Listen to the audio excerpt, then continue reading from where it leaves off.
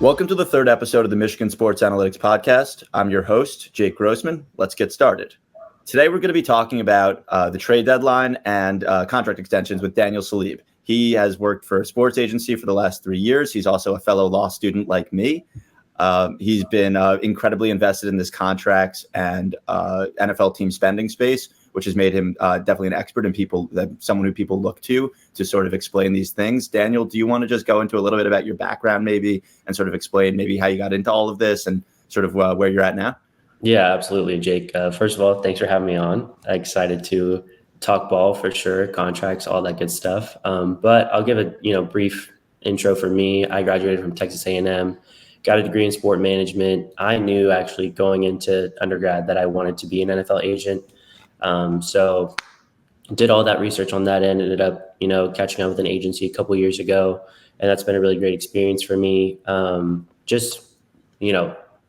Having the opportunity to work with NFL players has been good and just expand my knowledge as well when you're immersed in that. And then on the side, obviously, I love not just the work I do, but on Twitter as well, just engaging with really smart people, learning. I've learned from people on Twitter, and now I try and help people learn from me while I also continue to learn from other people. So it's a good cycle, I guess you could say. So I tweet a lot about contracts, tweet a lot about getting more into film. Now the NFL Pro is a great resource for people. And right now I'm at WashU Law 2L and just enjoying that for sure. But as much as you can enjoy law school. But that's a little bit about me for sure. No, awesome. Yeah, I know this is actually the 1 year, I'm going to make a tweet about it. This is the 1 year anniversary of me being involved on Twitter today. We're recording on Tuesday. I fired off a random tweet watching Sunday Night Football last year. And our mutual friend, Arjun Menon, retweeted it, and it sort of popped off and ended up having a ton of interactions. And I was like, oh, this Twitter stuff is fun. Like maybe I could enjoy doing this. Now, granted, I think it took until maybe a week or two, like a month ago, maybe to even have a tweet do nearly as well as that one. Cause it's a little bit like Cam Newton's first game. But it's one of those things where you just sort of end up learning so much. I didn't even realize what I was getting involved in when I just sort of said, oh, maybe I'll start firing off tweets. But now I've made so many great relationships with people in the football space who I've learned, more than I could ever even imagine about so much of this stuff, both related to the contracts, related to contracts, but also the analytics space, just football in general in terms of film stuff. The learning curve is really, steep, I think, in a lot of ways when you're trying to get into this stuff. But once you sort of dig in, it really does get super fun. Oh, absolutely. You dive in head first and you have no idea what you're in for. And then 2-3 years later, you look back, you're like, holy crap, I learned a ton. Exactly. And I think it's hard to appreciate it while you're in the middle of it, but then you sort of reflect on something. Maybe someone says something to you that you said a year ago and you're like, ooh, I don't agree with that. Yeah, exactly. No, I have a few of those takes for sure. Yeah, 1 year expiration limit is kind of what I've been running on that. It's unless it's a prediction that requires a longer time scale than that, I don't want to be held to something that I thought longer than that ago. So much has changed. My opinions may have changed, and that's because I've been learning. So I don't love that sort of you said something in 2020 about a player or something, and you're still held to it or anything like that. No, people are vicious with the receipts, but if you can win off the receipts, you can lose off them sometimes too. Absolutely. That is sort of the game, especially when you're doing sort of the prediction element of this stuff. Oh yeah. Before we get into any of that though, I thought it would be fun for us to sort of dive into our stat of the week concept. So I usually introduce this at the beginning. I think I may have omitted that step. So this week we're going to do stat of the week. It's going to be cash and cap spending. We're going to talk about the differences there and how it impacts how NFL teams approach their off seasons, their seasons, and just kind of managing their organizations in general. Then we're going to go into recent news. We're going to talk about a couple of the recent wide receiver trades, specifically Davante Adams and Amari Cooper. We're also going to talk about recent extension situations. Ali McNeil signed a big deal. The Jamar Chase situation, it was certainly fascinating going into the season in that preseason thing where he was really insisting on getting that new deal. And then finally, we're going to go into our main topic discussion, where we're going to just talk about the trade deadline that's upcoming and all the different things that we might expect to see there, what we maybe hope or think should happen there. And then we're also going to talk about the offseason that's coming. There's a lot of exciting free agents who are maybe earning themselves more money right now. There's guys who aren't necessarily going to be free agents, but have been sort of looking for that new deal. Jamar Chase being among them, as we mentioned, but there's plenty others that we're going to go through. And it should be a really fun conversation if you're interested in all the sort of movement that can happen in the next sort of, few months around the NFL. So with that all being said, maybe let's get started and talk about cash and cap spending. Let's get started with cash and cap spending now, Daniel. Do you want to just maybe explain the difference between cash and cap spending and why it matters for an NFL team before we sort of dive into any of the details of it? Yeah, I mean, absolutely. I think this is a huge misunderstanding amongst fans, especially. I think this is why a lot of people say the cap is fake. The reality is the cap is highly maneuverable, highly manipulated, but it is still real. And some teams are not facing the consequences of that. But if I could summarize cash versus cap spending into a one or two liner, it's cash spending is what you spend, what the team owner spends on the roster in any given year in terms of cash that is paid out to the players in that, calendar year. Whereas cap is essentially accounting principles. So the easiest way to explain this is if I have a $20 million signing bonus on a 4-year deal, I can take that $20 million, not have it all be on the cap this year, but prorate that $20 million in equal installments of $5 million over the 4 years of the deal. So there's multiple ways to prorate money. Signing bonus is just one of them. Option bonus is another one. You can convert base salary into signing bonus and then prorate. But where people get lost is cash is what you spend in the year. So the player will make the $20 million in signing bonus, presumably within the year that it's agreed to, and then the $5 million will be on the cap for the next 4 years because it's equally spread out. So that's where you see what's a $20 million payment is a $5 million cap hit. And that's where you see kind of the discrepancy and I've always said, I've actually did research on this a while ago. I think cash spending oftentimes is highly relevant and correlative to team owner net worth. So if you look at some of the teams that routinely spend more money, a lot of times it's the teams that have more money to spend. You'll routinely see the Bengals and the Raiders as lower cash spenders because their team owners never made any money outside of football. They just had the football team and that's their main source of revenue.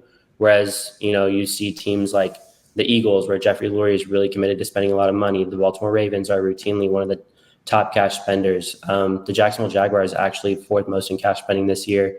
Shad Khan, one of the richest owners in the NFL. So there's a little bit of correlation there. And there is, within a hard cap system, you can still spend more cash. There is a little bit of an advantage there, but I can jump into all that a little bit more in a bit. But that's kind of cash versus cap and how it kind of gets confused. No, for sure. I feel like it's one of those things that definitely depends on team ownership. The Browns, I feel like, are, the prototypical example here, but it extends well beyond that. Before we sort of jump into any of the specifics here, and this is just sort of a question that I was wondering your opinion on. Do you think private equity and its sort of introduction into NFL ownership structures could sort of maybe narrow that distribution a little bit in terms of cash spending, where those who maybe need that cash influx, looking at the Bengals and Raiders, but they're certainly not the only ones, and that really benefit from a private equity structure that sort of can get them cash on hand. Now, I do also just while you answer that question, maybe I'll hold off on this one, but every NFL team is profitable. Their national media revenue outstrips what we know they spend on the labor side, at least, maybe not on the organizational side in terms of keeping that all up. But before they ever sell, a beer in the stadium, these teams are in the green, in the black. So it's one of those things where I also just kind of want to bring it up in that respect too, where I don't think that necessarily just because you're not the richest NFL owner, maybe the escrow rule plays a role in this, but I'll let you sort of go into that. Yeah. So there's a couple of things there. I will say every team is operating in the green for sure, right off national revenue. I think the Packers recently, because they're a publicly held organization, had to release some financials, and based off national revenue alone, they made over $400 million. I think it was $406 million in the last fiscal year. And like you said, that doesn't include local revenues like beers, ticket sales, things like that, concessions.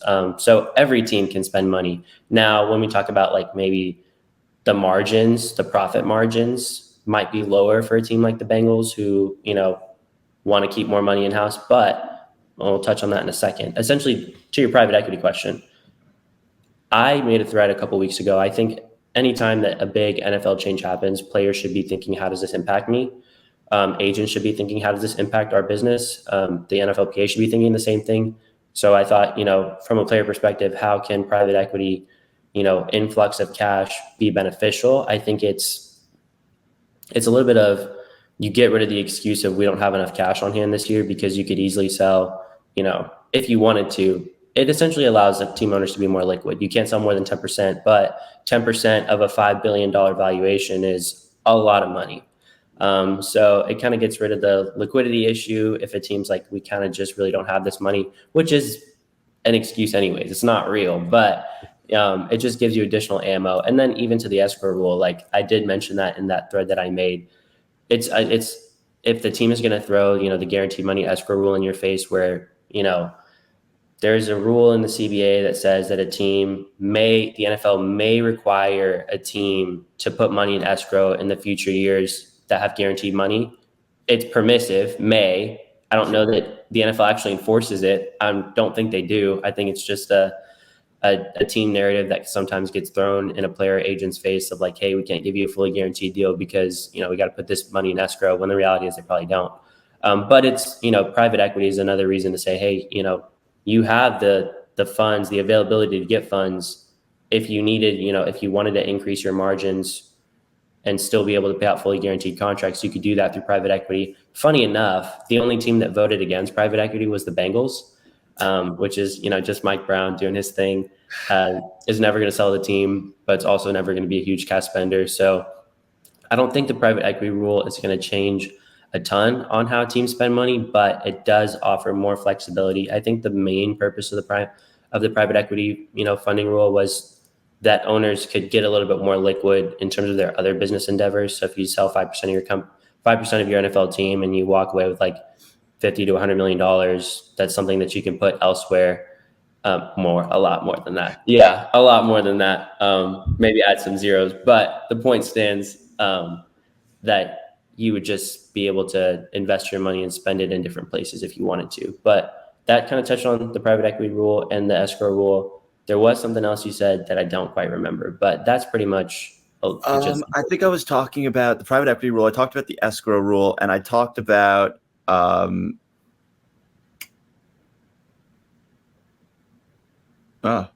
that's going to be brutal for who's ever listening to this, and we can't even remember the question. No, yeah. But it just, all that to say, like, yeah, some teams routinely spend more money. I remember Ernie DaCosta of the Ravens. He was on a podcast recently, and he said, we annually aim to be top 10 cash spenders. And I don't think it's a coincidence that the Ravens are annually contenders. Like you said, the Browns are really committed to cash spending. It hasn't correlated to wins, but, the roster, if you look at Cleveland's roster over the years, has been pretty good. The Eagles the same. So it's not only team owner net worth, but it's also a commitment to spending. The Eagles and the Browns aren't the highest net worth owners by any means, looking at you, Denver Broncos.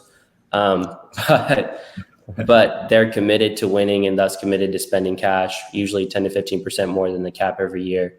And, that's just how they operate. So. Right. And it's one of those things where, to the extent that it's sustainable, looking at you Saints, it's sustainable because of the fact that they're going to keep doing it in a lot of ways. Mm-hmm. Like, it's sort of a track that once you get yourself on, it's like you can get yourself off this track, but the way that it works best is that it's just sort of an organization ideology, so to speak, that you commit to and you're going to be sort of sticking with. I feel like the greater amount of uncertainty probably comes in with making any contracts that extend past the current CBA, because that's when you sort of get into the territory of, things might change with respect to the actual rules governing all these sorts of contracts and what means are available to me to have flexibility there, whether that is versus cash cap stuff. Like, I don't think that we're going to see like a cash spending maximum or anything the way we have a minimum, because that's I don't see them doing that. But it would be just sort of like interesting when you have that sort of like regulatory risk, so to speak. Yeah. And I mean, even still, that's CBA ends up in 2031.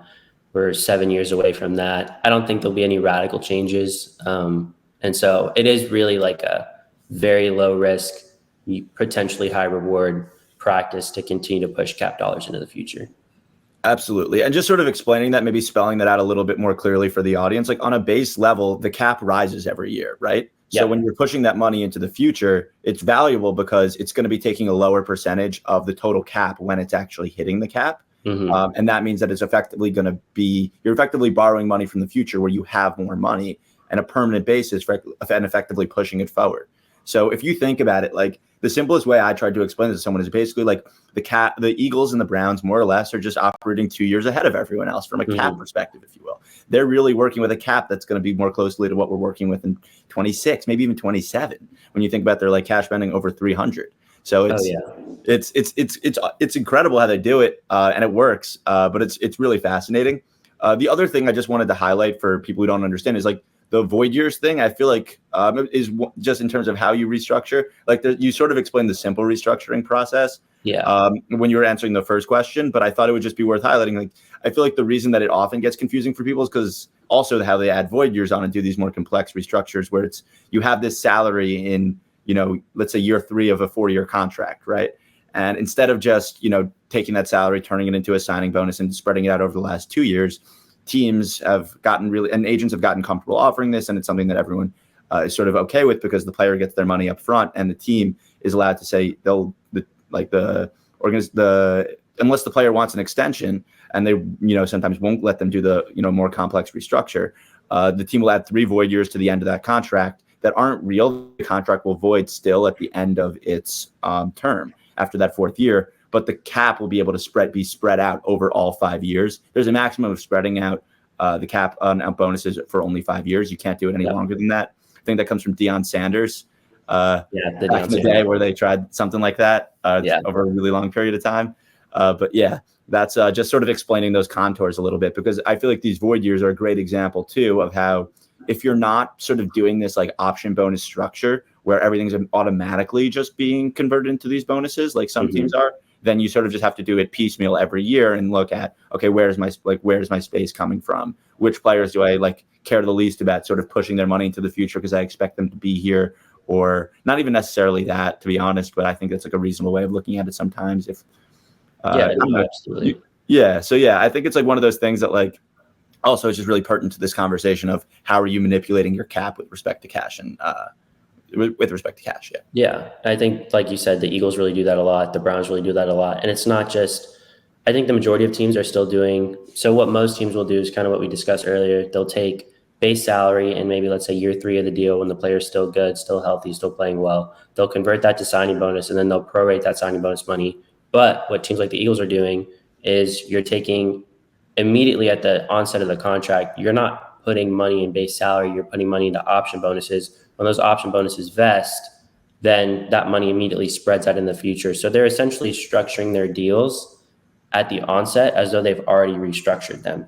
And what the Eagles do is they push out almost all their big contracts into 4 void years. And like you said, 5 years is the max you can do it. But like you look at Jalen Hurts deal, you look at Davante Smith, you look at Landon Dickerson, Saquon Barkley, all the big money that they paid out this year, it's really spread out into option bonuses. The Jaguars are starting to use option bonuses. I think the Lions are starting to use it. I think I tallied up the Lions extensions from this year alone based on, Goff, Sewell, Amon-Ra St. Brown, David Montgomery, Aleem McNeil, and the total value of those deals was over $619 million that they doled out, this year. Well, not the 619 wasn't paid out this year alone, but all that to say, you look at that, you're like, how can they do that? Well, it's because you can push cap dollars into future years and still, have those cash payments on hand in the year that they're paid. So it is really, I think, some teams are behind the 8 ball, but option bonuses are being used a lot more frequently. Essentially, an option bonus is like a signing bonus. It just wouldn't be in the first year of the deal. It might be in the 3rd or the 4th year or the 2nd year even. Some teams are using double option bonus structures, like the Browns do that a lot. Like they'll have an option bonus in years 2, 3, maybe even 4. But it is a huge team building advantage for those that are willing to embrace it. Absolutely. Now, it's definitely beneficial for the team, and we could see all these sorts of contours. When it comes to the players, and especially how it relates to fully guaranteed contracts or lack thereof, frankly, when we think about, especially when you think about those Lions commitments, like the odds they end up spending all of that money. And these are all great players, but when you just think about the uncertainty of it all, I'd be surprised, like, if all these contracts reach term. That would be one of the most incredible team building moments, wouldn't it? Like if to sign that many extensions and have them all just stay really good. That would be, So I think like having uncertainty about that, just sort of looking at it from the, sort of that perspective. Like, do you think that this even relates to the fully guaranteed versus not issue? Or do you think it's one of those things that kind of factors in? Like, how does this sort of affect players? Yeah. So I think it affects players not so much on the fully guaranteed aspect, although there might be like an attenuated way of relating the two. But I think Dak Prescott is the best example of how void years and dead cap money and pushing money into future years has really helped players out. So you look at Dak. If he was not on the roster, I might not remember this number perfectly, but if he was not on the roster in 2025, meaning his deal voided, the Cowboys would have been on the hook for over $40 million in dead cap charges. So because he had 3 additional void years on his deal, you couple that with, okay, it's already hard enough to find a franchise quarterback in the NFL. It's even harder to do that when you have $40 million in dead cap hit for a guy who's no longer on your team playing somewhere else, and we're about to have to pay him top of the market. That's what pushes Dak, not necessarily his play, although I think he's a good player. I think he's a top 10 quarterback this season. I don't know. There's some issues with the Cowboys, but it wasn't just his play that made him a $60 million a year quarterback. He wouldn't get there if that was the reason. It's in part the salary cap implications and also, how hard it is to find a franchise quarterback that push Dak into that $60 million a year range. So if I'm an agent, if I'm Dak's agent, I'm saying, hey, the team absolutely does not want to incur this $40+ million dead cap charge in 2025 when they're trying to compete, or so Jerry Jones says. And so that's leverage I look to and say, hey, let's add more years onto this deal at $60 million a year. And I can say $60 million a year because the dead cap due to the void years gives me a little bit more flexibility. So, and just, I don't think we've explained this quite yet, but the way void years works, if you have four void years at the end of it, after the final real year of a deal and the deal expires, the void years accelerate into the current year. And so all that money that was spread out over 4 years in void years will accelerate into 2025, for example. So if Dak had 4 years of $10 million a year in void years at the end of his deal, they wouldn't pay that out in 25, 26, 27, 28. The void years would accelerate into 2025, making the dead cap hit so large. So that's where it's a little advantageous for players because you do end up paying that bill if you're not extending the player. But when you extend that into 25, 26, 27, 28, 29, those are real years, and you can continue to spread that money out and not have it accelerate into the final year of the deal when the term expires. Right. And that does create this huge incentive to extend once you've pushed enough money out on a certain player. And I feel like that's why this Dak Prescott, it's really like it's all downstream of them not signing him early the first time around. And it's incredible how that just one decision has just snowballed into Dak Prescott. Like, I mean, I would say he's going to have the best financial earnings career in NFL history up to this point. He is, right? Like, this isn't just like he's going to. I mean, there's probably one more contract on the other side of this, if we're being honest as well. Yeah. So that number is going to be, great. Really, and his term isn't too long. He's going to be able to, that could be right after too, if we're being honest. That's sort of going to be after the next round of this, right? Because everyone kind of just went before him and then he got to go. And then everyone's going to get to go before him again and push that number up and ratchet it up each time. And then he's going to get to go again. I would not be surprised if, all those sorts of guys that you think of as consensus great, either young or honestly now it's hard to admit, but a lot of these guys are just in their prime quarterbacks that were in that young quarterback tier for so long. But even so, these guys are going to get their next deals before Dak even gets back to the negotiating table. And that could be next time we're talking 75. It could be next time we're talking 80. I mean, the numbers could be insane because Stroud's going to get his deal. Mahomes is going to get his deal. Lamar's going to get his deal. Josh Allen's going to get his deal.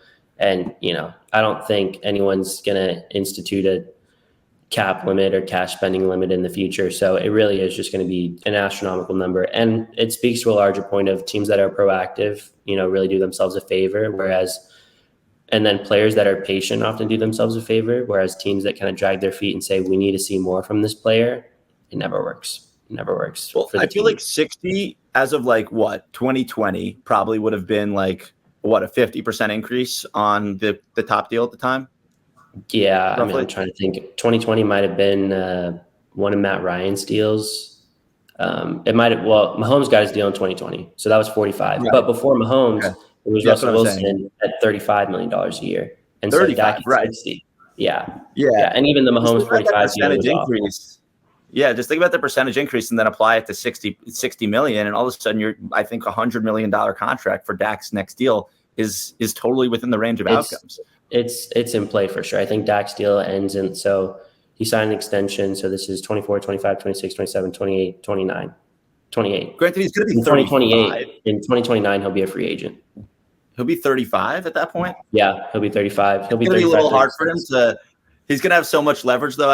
Especially if the Cowboys keep trying to compete for these next few years with all the guys they have to re-sign too. I mean, Dak's going to have the leverage to ask for 200, but we'll see what happens there. I think we need to move on from this, despite how fun that particular piece of the conversation is. I did want to ask about just a couple more things before we get out of this topic. One of them is with respect to cash and cap spending that feels particularly relevant recently with the Deshaun injury, but just also with how it's just sort of something that I feel like no one really understood well until this year is the insurance policies. Something that seems to be this new thing that's going on, that at least the new thing that we're aware of that teams have been doing in terms of how they sort of manipulate their cash and cap spending. Do you want to talk about that? If not, I can sort of. Yeah, no, I can talk about it a little bit. I mean, it's not so much. This is more on the cap side of things. Like I know that Trevor Lawrence has a pretty big insurance policy. Tua had a pretty big insurance policy. Deshaun had a pretty big insurance policy. Dak has a really big insurance policy in his contract. And when I say, the players have the insurance policy, I mean the team. What the team does is, they buy an insurance policy on the player contract, and then that money over the years of the deal, they have certain amounts insured. And so like a Deshaun or a Tua, for example, if, they can't play anymore or for whatever reason, they're just not playing, usually due to whatever the insurance says, in terms of the medical terms, the team can receive a salary cap benefit in the future year. So I think I was looking at Deshaun's the other day. He's got about like 20 something million in this year that's insured. If he can't play anymore, can't play next year, the insurance policy will pay that out and the team will receive a future cap credit. So it really only is beneficial for like these large quarterback contracts. A lot of the insurance payments that we've seen, like I know the Bengals had like an insurance adjustment. It was just a couple $100,000. But when you get into like a really big quarterback contract that's insured, you might have a little bit more, of a salary cap benefit that's ultimately given to the team in a future year if the player couldn't play and the insurance policy kicks in. So it is certainly advantageous in that regard if you end up in the worst case scenario like some of these guys have ended up in. And I know ESPN ran a really good article on that, but up until this point, it hasn't been super beneficial. It could be more beneficial going forward. And people call it a salary cap loophole because it's not money that you're accounting for. Like the insurance policy that you get isn't counted for in the current year cap. And so when you get the future year credit, that's where you're seeing a little bit of extra value. And that's kind of why it's caught in some people's eyes. Yeah, I was going to say, I feel like the reason I think of it as cash and cap spending issue is because the team is paying the premiums, right? And those premiums are coming straight out of the owner's pocket. And it's completely up to the team how much like premiums they want to pay and how much they're willing to spend on that. And to the extent that they benefit from it on any of their contracts, it is reflected in the cap. So it's just one of those other ways that you can use cash outside the cap system to augment your cap, which feels like it's sort of a great example of sort of the conversation we're trying to have here. I was thinking about it also. I think the Deshaun contract, from what I remember reading, the credit they got last year on his missed games was, I think they had like 13 something in insurance and they got like a couple 100,000, right? Like it wasn't going to be. And I think this year, like you said, they're not going to end up getting a massive amount. Now, if he misses all of next year, I believe I read they have the full contract insured. So that can end up being a significant cap credit where it could actually be a real difference. But I do think it's important to note also, because I feel like people hear cap credit and they think, oh, the whole value of the contract. And that's not what it is. Yeah. I mean, 99% of the cases that won't end up being the case, but. Right. Yeah. Sorry. I don't want to speak too confidently because frankly, this is sort of, I think, still a little bit of a black box for people who look at the space. And it's something that we're all still learning about, I think. When, that article came out, at least for me, I was like, there's really more stuff about this that just is like never even like, this seems like a pretty major thing to have never heard about at this point. Yeah. But it was fun. Yeah. No, it is definitely, the NFL always presents something new where you're like, well, not new, but like the public eventually finds out and you're like, I didn't even know that existed. I'd known about insurance policies, a little bit before the report came out, but it's always the NFL is always keeping you on your toes. Absolutely. Absolutely. I think the last question I wanted to ask you before we sort of got out of this topic is just how do you think the cash versus cap issues relate to sort of your maybe elaborate a little bit on your take on the fully guaranteed issue versus the continually vesting issue in terms of how contracts are structured and what players are sort of favoring, and how does that sort of factor into this conversation of cash versus cap? I know we sort of hit on the player side. I know you have some strong takes on this, and I wanted to give you a chance to get on the soapbox. I think my big concern right now is, after the Deshaun Watson deal, and then, Lamar Jackson was really pushing for the fully guaranteed deal. And Lamar Jackson's deal didn't materialize as fully guaranteed. Teams, I don't know where the idea came from, or, if they thought about it together, if GMs were like, having a conversation like, hey, maybe we should implement this strategy or that.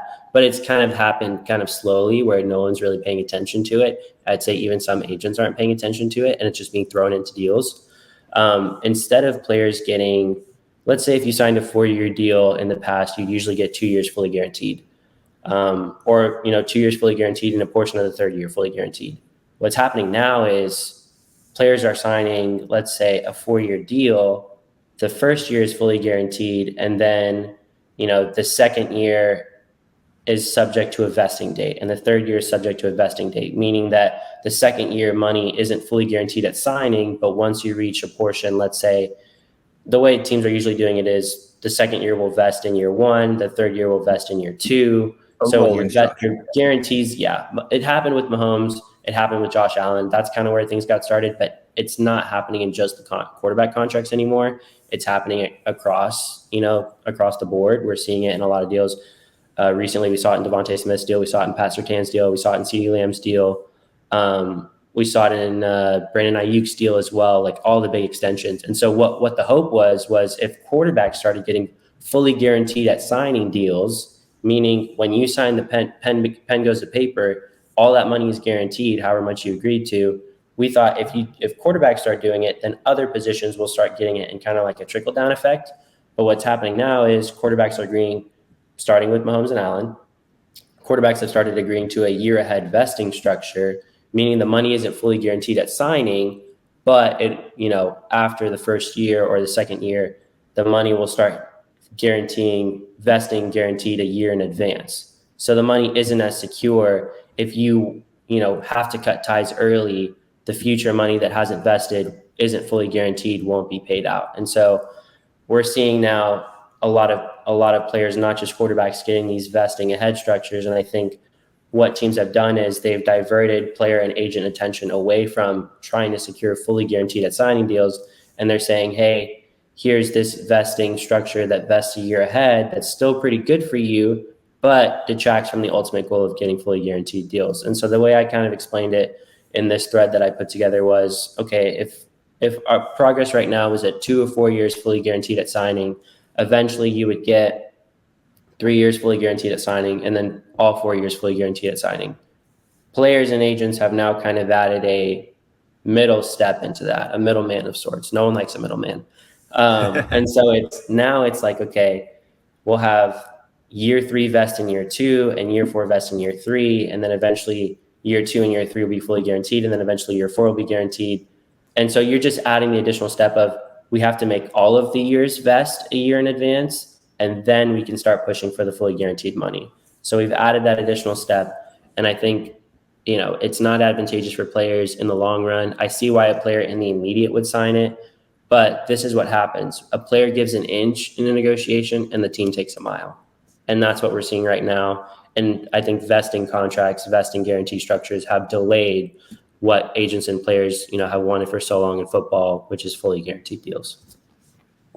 Yeah, I think that's totally fair. I think explaining it without mentioning the situation and without implying collusory elements of the Lamar situation is probably hard, because I think I would lack the factual basis to make the allegations I would want to make as to why we don't actually have these fully guaranteed deals and what happened behind the scenes during that sort of summer. Especially with the lack of. I bet teams watching Lamar last night, whoever it was, I think the Raiders, the Falcons, the Panthers, all came out within 30 minutes of Lamar getting the non-restricted free agent tag, franchise tag, and they all said, we're not going to pursue Lamar. And I think if they were watching him last Very night, normal behavior, right? That happens all the very time in the normal. NFL. Yeah, that Oh, happens all the time. Yeah, we're not going to pursue someone, and we want to make sure that's announced to the whole league. We do that about every player that gets tagged. We don't have this guy under contract. He's never played for us before, but we're going to go ahead and make a public statement that we will not be pursuing two-time MVP and front runner for the MVP this year, Lamar Jackson. So, take of that what you will, but there's something behind that. Absolutely. I think that's a good transition moment for us. So now we're going to talk about recent news. There's been a lot of action recently with respect to the trade deadline. We've already seen a couple huge names move that, in terms of Davante Adams and Amari Cooper, we know there's going to be more action. It seems like the NFL trade deadline just gets more and more interesting every year as the league, I think, modernizes in some of that sense in terms of how they approach it. Before we sort of go into the sort of larger changes with the trade deadline and how the league maybe views it, let's talk about what's just happened. What do you think of the Davante Adams trade deadline? Yeah, I think it's interesting because, the Jets are 2-5 at this point. I know you're a Jets fan. Sorry about that. Davante Adams wasn't going to solve all their problems, obviously. I think coaching is a bigger issue. Cohesiveness is a bigger issue. It's kind of what we're seeing, in the NBA. You can build a star-studded roster, but if there's no chemistry and if there isn't good coaching, you're not going to go far. But specifically speaking on Davante Adams, I think it's an interesting situation. Obviously, Aaron Rodgers wanted to reunite with his buddy. Davante Adams wanted to reunite with Aaron Rodgers. And I think their chemistry will develop as the season progresses. But you look at the compensation, conditional 3 that can become a 2. It's not going to become a 2. I think the conditions are like all pro or Davante Adams starts in the AFC Championship game. So in all likelihood, it's going to be a 3. But the Raiders kind of ruining my dreams, Daniel, right now. But sorry. It's if best case scenario, it'll end up being a 2. But Joe Douglas did the same thing with Aaron Rodgers with the conditional 2 that could become a 1. That's not the first time he uses it. Reddick too, I believe. Yeah, Reddick as well. So it's fairly common that there's conditions on trades. Calvin Ridley's a recent one where I think that 5th ended up becoming a 3. Could have even become a 2. But conditions help make trades more palatable to the other side. However realistic those conditions are, they're kind of similar to player incentives. Players are not going to be an all-pro every year, but they're going to have all-pro incentives in their contract every year.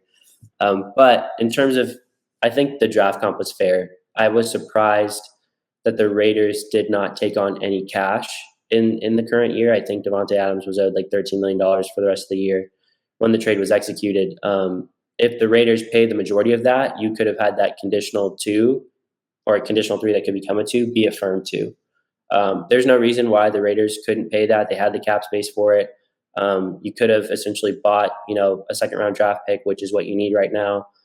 I think the Raiders are also 2-5. Maybe they have 3 wins. I'm not sure. But if I was the Raiders, I would have paid Davante Adams' salary, bought that second-round pick, and moved on. In terms of how I think the rest of Davante's contract works out, it's going to be interesting. Obviously, they've already acknowledged they're going to have to revisit the deal, but Davante's deal has been highly criticized, and rightfully so. $35 and $36 million non-guaranteed salaries in 2025 and 2026. His deal was always backloaded, and now that he's been traded, the Jets are going to have to deal with that. I think what'll end up happening is it just effectively fake years, though? Like, don't you think that the Jets with this new contract, it's I had this conversation, I think in the context of, it was Joe Mixon before last season. And it's when a player has this sort of deal that no one wants to pay, and you agree to a new number that everyone's fine with. Okay, then that was never a thing. Everyone that just was never a thing. It's like Tyreek's deal. I feel like there's plenty of these examples where it's that's more just in place for the both sides to say, you're still on our roster, you're not a free agent, but we're going to negotiate a new number that we both think is fair, the same way we would if the contract said $12 million. Yeah. And it's another way for players to artificially boost their average per year, which means a lot to them. What's interesting is, we're seeing kind of, these changes happening.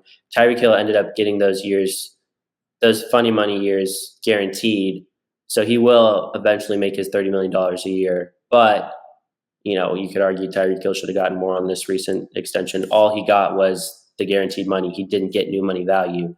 And then Davante with the 35 and But 36 isn't that million just a dollars. new deal, in your opinion? Like, once It they could be guarantee that just deal, is it not just a new contract? Like, if I was like lining up and trying to use Tyreek as my prior, I think I would just refer to the new money as, oh, this is the new contract and that was the old contract. Like, yeah. do you think You that's could fair? see it as a 4-year, $120 million deal that had a $45 million payment in the final year. And then you could see it as a new 3-year, $90 million deal with, I think, what ended up being like $55 million fully guaranteed. And that's what's going to end up happening with Davante as well. His 5-year, $140 million deal that was $28 million a year, the $35 and $36 million balloon payments. What I think is going to happen is they'll guarantee his 2025 salary, which was a moot point because I don't think they were going to cut him. I always say if you're guaranteeing salary in the current year of the deal where the player was already expected to be on the roster, you're not really doing him any favors. The player isn't getting anything advantageous because if you're going to be on the roster 2025, you're going to make that money anyways. But do you think it's reasonable to roster Davante at 35 though? Like, don't you think like there's a conversation there where it's like, okay, no, they're going to bring it down. They're going to bring it down and then guarantee the money. So not only is he getting the money guaranteed, which is supposed to be beneficial for him, but that number is going to be lower. And then what might be the trade-off is he might have a small roster bonus in 2026 that's guaranteed, which would likely be subject to offsets. So even if they cut him in 2026 and they owed him $3 million, another team's going to pay him $3 million, and the Jets are off the hook for that cash. So, yeah, I mean, it's interesting. I think the Raiders should have paid for a second-round pick by taking on Davante's contract. I think the Jets view this as rest of 2024. We'll figure out the contract in 2025. He'll be on the roster in 2025. And then 2026 is kind of just, we won't touch that year. We won't guarantee a lot of money in that year, and we'll see how things look. But I think it alleviates some pressure from Garrett Wilson. It alleviates some pressure for Breece Hall. And theoretically, the offense should start looking better. They did look solid, but again, it's closing out games for the Jets that's been difficult. Yeah, I think the offense, like on like first principles, looks better. Like the use of motion looks better. The use of like the play calling combinations look better in terms of just like the creativity. Like I do think Downing's doing like a better job than Hackett was. Yeah. I just think like also I just want to hit on your point with Davante Telesco. Like this is just Telesco. Like you were like, oh, I'm surprised the Raiders didn't take their salary. I'm like, I'm not. Yeah, like it's Telesco. I think they should have. In an optimal world, they would have, but I didn't think they were going to. What you should and what you do is very different. Right, and that's okay. Like I mean, it's okay. Like in the sense that like everyone's free to have different opinions of me, but that doesn't mean I think he's correct. Exactly. With respect to the Jets and Davante, though, I do think it was the kind of addition that like made sense in principle. If you were just not going to sell, which I think you couldn't do with this team at this stage, with how the last few years have gone in the core, you couldn't just turn into sellers. It wasn't even on the table, despite that, like you might have a few good like candidates to sell realistically. Like you look at DJ Reed, you look at Von Kinlaw. Yeah, you look at Kinlaw, you look at honestly Mosley. You look at like we have like the Jets have players that are frankly sellable. I think honestly, I hate to admit it, but there was a couple weeks ago I was even talking about Breece, frankly, because Braylon's looking great. This might be a lost season. Yeah, and he obviously had a really really poor start. He was off to. I mean, things have definitely picked up for him now. But as I don't know that Joe Douglas would have ever traded Breece just because you traded up in the second round to get him. You fed him all these touches and you believe in him. Eventually, it's what we look at it as is I'm going to have to pay Breece 15, 16, at least $1 million a year. Can I trade him for a day 2 pick and potentially rid myself of that essentially obligation I put on myself? But I don't think you got 3 years of value for the same price. You just renewed your like it's just free value essentially if you can get the pick back before you ever pay. And you feel good about Braylon Allen, but teams aren't going to do that in most cases. But I've looked at the Jets roster and I've said, yeah, you could get some decent trade compensation if your regular 2-5 team was selling, but that's not the case. Right. And like I think like at the end of the day, having like tried to figure out what the hell's going on here, I think it's hard not to look at Rodgers and say it reminds me like I like your analogy before of like NBA super teams because it reminds me a little bit of like Kevin Durant on like the Suns where it's like you're playing great, you're hitting all your shots. like you actually look pretty good sometimes. Although I think Rodgers probably less so than that. But at the same time, things aren't coming together, and I know it's your fault. And I know that like I can sort of see the subtle mistakes you're making, like despite you like hitting your shot, so to speak. But I can like it's one of those things where Rodgers was really, in order to have a Hackett offense work, the justification was it's Rodgers' offense. Rodgers is comfortable in it. Rodgers is going to be able to do things at the line that sort of nullify any of the downsides of that. And frankly, a lot of the downsides of it are to help Rodgers do things at the line, right? Like you don't have as much motion because Rodgers wants to really take it down to the last second, use his cadence. He wants to manipulate the defense to the extent he sees fit. But if Rodgers isn't doing those things well, then you're not getting into that value add, and you're just running this really simple offense. Exactly. And I think. And that's not something you can fix mid-season either with the coordinator change or a play caller change. Realistically, that's something that needed an install with a new scheme back in April, right? And these were things that a lot of Jets fans, frankly, thought were necessary. I think a lot of people had a hard time watching the last few years and say, "Oh, this is like that offense under Hackett that can work." Saleh's like he's the coach that we need to really get this team to the Super Bowl, and this team had Super Bowl aspirations, whether you think those were reasonable or not. That was the ultimate goal here of building the team this year. And I get first-year head coach. Maybe that's not the best thing for that either. But it strikes me as leaning into uncertainty was kind of the whole MO here. So I don't know why we didn't do it in that respect too. Yeah. No, I mean, you look at the way the Jets built their roster this year. They, brought in Mike Williams on a 1-year deal. They traded for Morgan Moses. They brought in Tyron Smith on a 1-year deal, completely rehauled their offensive line. Asked CJ Mosley to take a restructure, didn't extend any older pieces like DJ Reed. I know we talked about him potentially being extended. They opted for Mike Carter, although DJ Reed's been playing great up until his recent injury. And then you even look at what struck me in the Giants' Hard Knocks was John Runyon had a deal on the table from the Packers from the Jets for 2 years. And I was like, why are you giving a guard a 2-year deal in free agency? Like their window they were always operating in a 1 to 2 year window. And I think that was indicative of that as well, but definitely had Super Bowl aspirations coming into the year.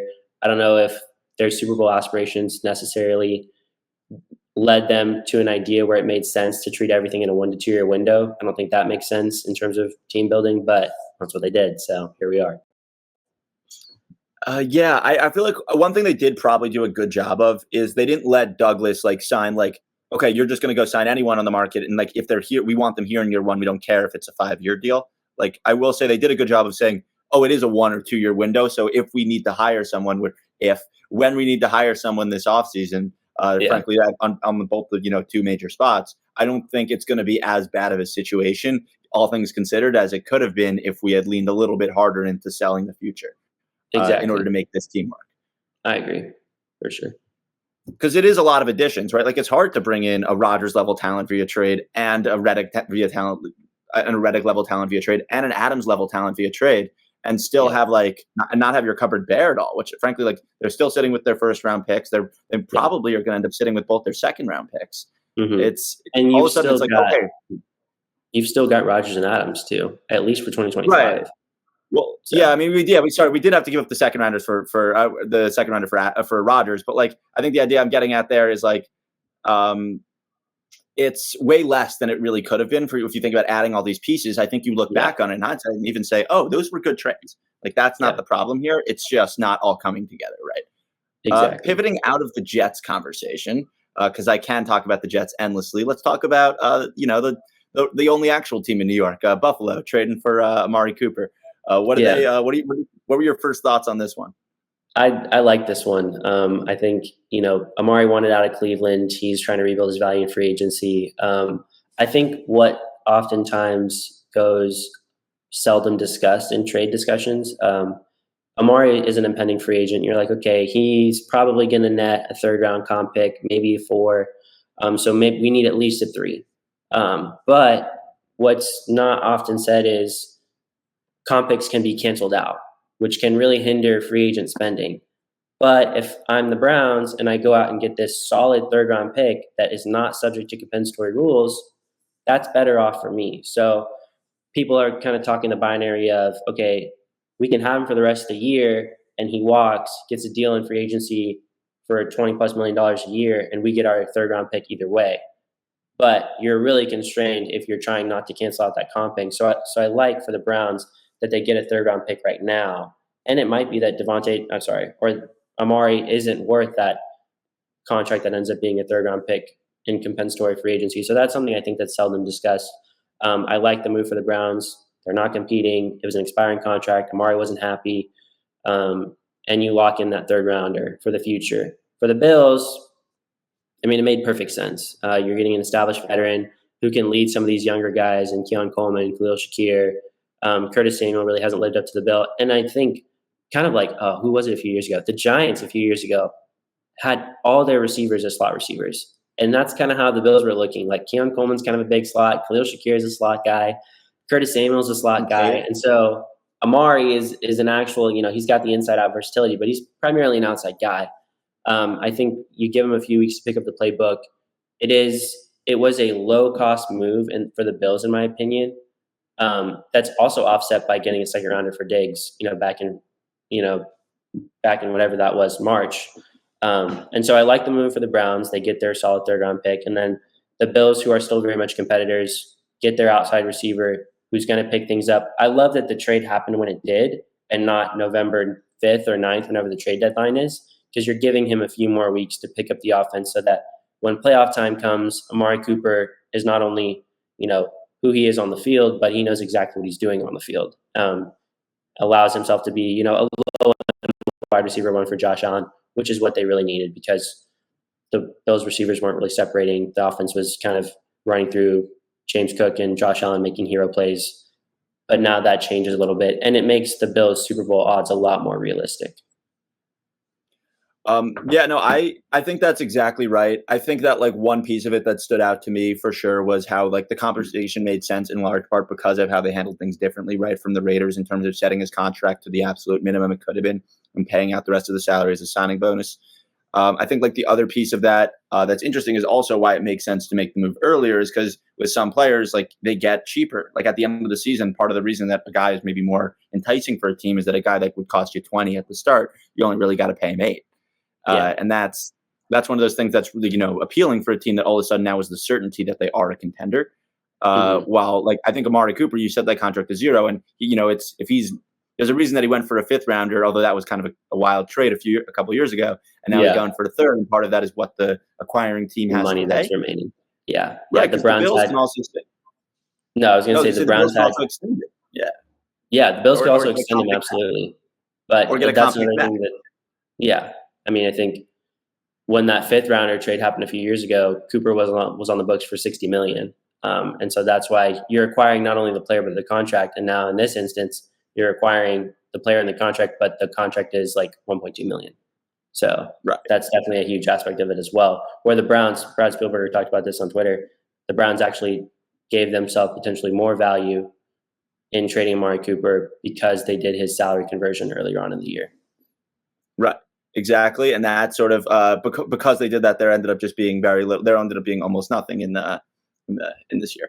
So that's exactly. I feel that was one piece of it, and then I feel the other piece of it is that sort of as you were hitting on, the Bills really needed this outside receiving threat. They're trying to use Keon, I feel as an X. To the extent you believe that's a good idea, I think he's doing better than I would have expected. I want to throw that out there because I think I was pretty low on Keon and the role they were going to try to use him in coming to the season, that I thought he would really only be able to succeed as a big slot, frankly, coming in. I didn't think he had the chops to play outside from a route running perspective.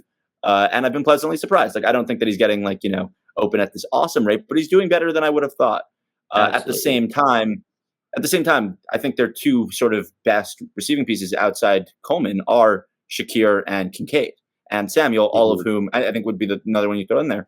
And the reason I think Samuel's not doing so hot is also because all 3 of those guys, as you said, are slot guys. Where's the room for Curtis Samuel to get significant snaps in this offense? Even if you throw Kincaid at the true tight end position, you still want Shakir there, not him. So it's one of those things where I'm not sure the way they built their wide receiver room is necessarily so smart. But then, and also with the way that I'm not sure the way Shakir is being used is that different from how, frankly, James Cook is being used, or Curtis Samuel in that sort of hybrid. It's maybe they just want to run so much of that underneath stuff with guys who are just good in space and can get yak, and they kind of are okay duplicating it that way, and then just having a couple outside receiving threats. Like I can sort of get on board with that sort of style of offense where everyone's just sort of serving their role.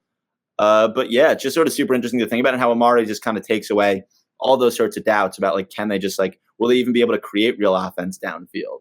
You know, it definitely can open things up, and that like, you know, I'm sure that like as he gets more integrated into the offense, into the system, and they start, you know, finding more opportunities to get him on the field with everyone else, it'll be really helpful, because I think I saw something like all of Keon Coleman's catches last game were without Amari on the field, for example. Like it's not like he's opening things up for Keon. It's one of those things where, you know, they're going to need to find a way to make everyone work together and sort of playing the right roles for them. So that'll be fun to watch play out for sure. For sure. Jumping into some of the recent contract extension situations, let's first hit on the newer deal from last week, the Ali McNeil signing. That was a major deal, as you said, the last in a flurry of Lions deals this year where they're sort of locking in their great young core. What were your thoughts on this one? Maybe just go through the numbers for a second, just sort of give everyone a headline on it, and then just sort of break it down a little bit. Yeah, absolutely. So 4 years, $97 million. I think that comes at $24.25 million a year, which is fourth amongst interior defensive linemen, behind only, you know, the three guys who got paid this offseason: Chris Jones, Nnamdi Madubuike, Christian Wilkins. So right off the bat, you're like, okay, fourth overall at your position is a huge deal. And, you know, it's not, I think the cash flows are a little bit positive. I think he's making 51% through 2 years, 76% through 3 years. So it's not backloaded in any regard. It is a true fourth best deal for interior defensive lineman on the market, which is huge. You know, Aleem's a great player, but I don't know that you're arguing that he's a consensus top 5 guy. Nonetheless, he's paid as such, in part due to his age and due to his ascension. $55 million in total guarantees, and then $28 million fully guaranteed. We don't yet have the vesting dates on those guarantees. I'm interested to see when that happens, but it looks like it'll be another vesting type deal. Overall, love the deal for McNeil. I think I said on Twitter, if I was him, I would run, not walk, to the front office to sign that deal, just because of the total value that you got. I had McNeil coming into the season at $22 million a year. I think his performance versus the Cowboys definitely solidified a bit of an increase in that. Whether or not that was the 10% increase that he got from the 22 to 24.25 is up for debate. But I think when you look at a guy like Christian Barmore, for example, who's same draft class as McNeil, same day 2 player as McNeil, and Barmore for the Patriots last year was an elite interior defensive pass rusher. For McNeil to get so much more than Barmore did really strikes me as a strong deal for Ali McNeil. So was happy for him that he got that deal, and I think it's a strong one. Yeah, no, I'm trying to pull up the Ali McNeil contract on Over the Cap right now. So if there's a cut right here in the podcast, it's because it took me a second. There we go. So here we've got Ali McNeil's deal.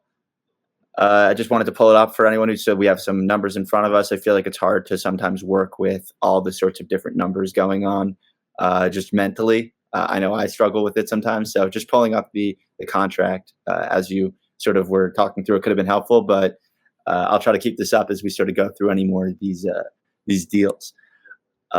So yeah, I feel like that's exactly was like my read on it. You know, I'm in Michigan for school, so I have, you know, I'm around a lot of Lions fans, and I was texting him like, did I miss something here? Because I know he's good.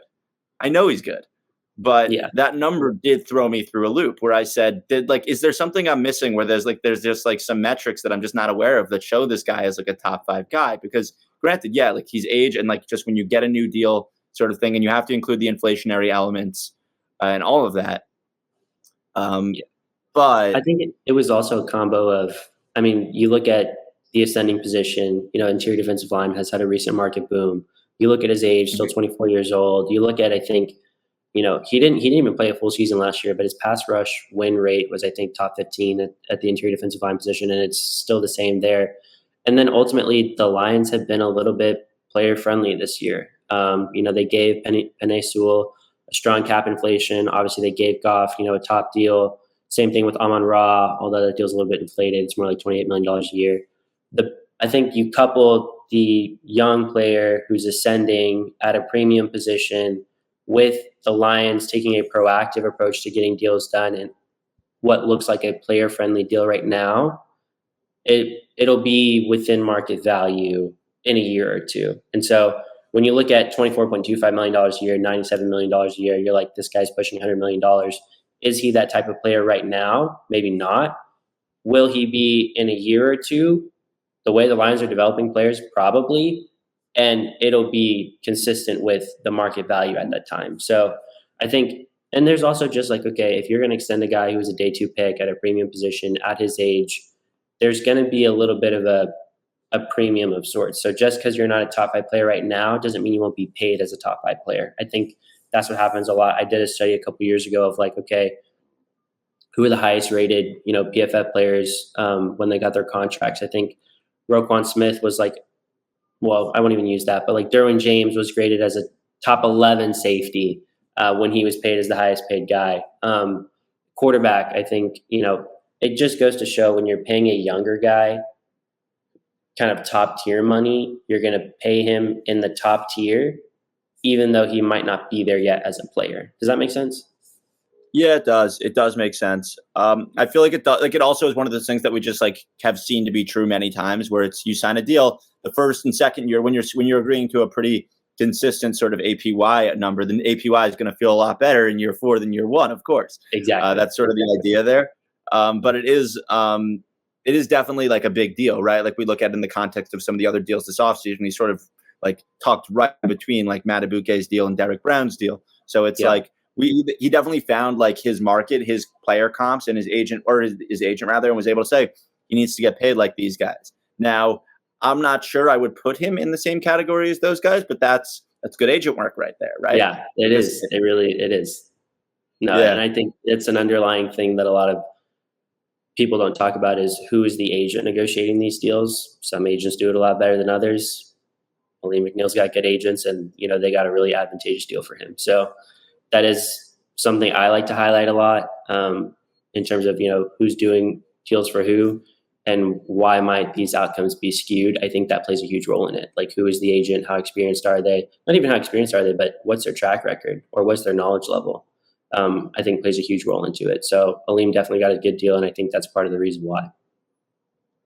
Yeah, there's a bunch of sound going on around me, so I'm just going to add some AirPods and hope that solves that, because I'm worried about the mic picking up like the person vacuuming in the room next to me.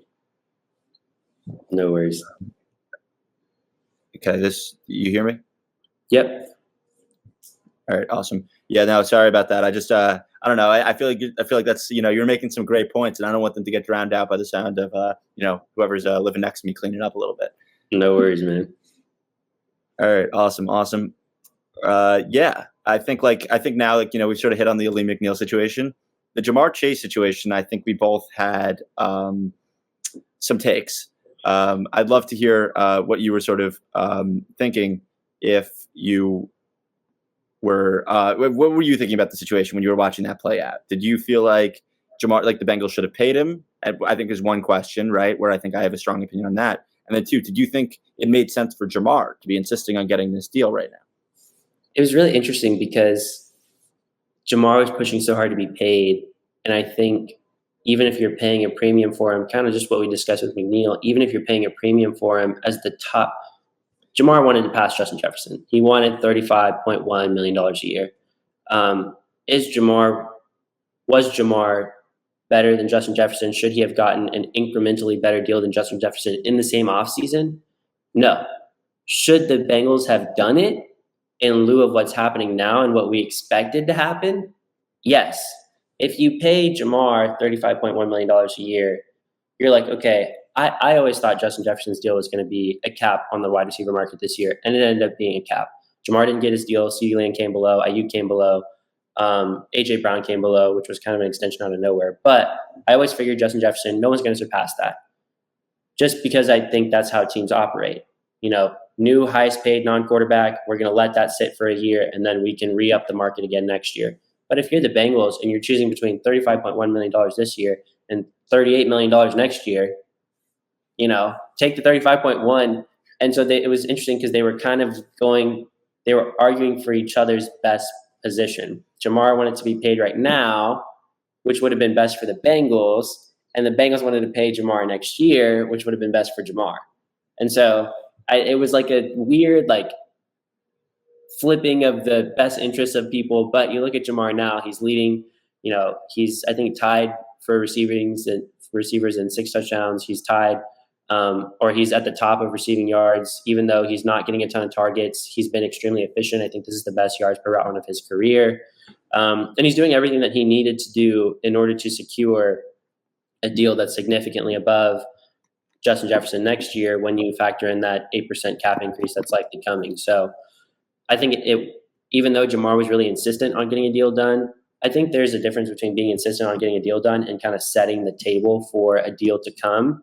Absolutely, Jamar should have been engaged in discussions with the Bengals, and maybe held in for a day or two just to kind of, make your point known. But I don't think at any point should he have ever really hammered home trying to get a deal done. But it's working out in his favor that didn't happen, because eventually, his deal this offseason is going to be $38 million.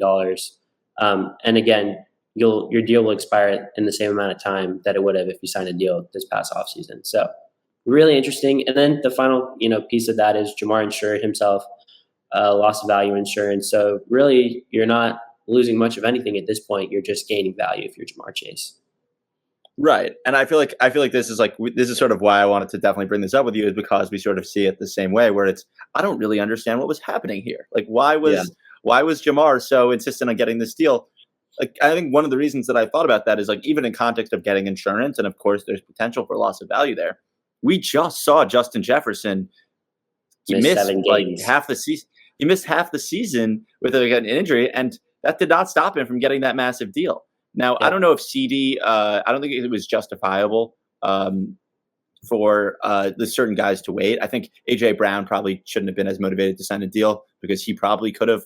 It depends on whether you're capable, of being someone who can argue that you can get paid more than Justin Jefferson, on whether it makes sense for you, right? Like, if you're Brandon Ayuk, I think that's going to be a lot actually harder of an argument than if you're, than if you're Jamar Chase, if you're CeeDee Lamb.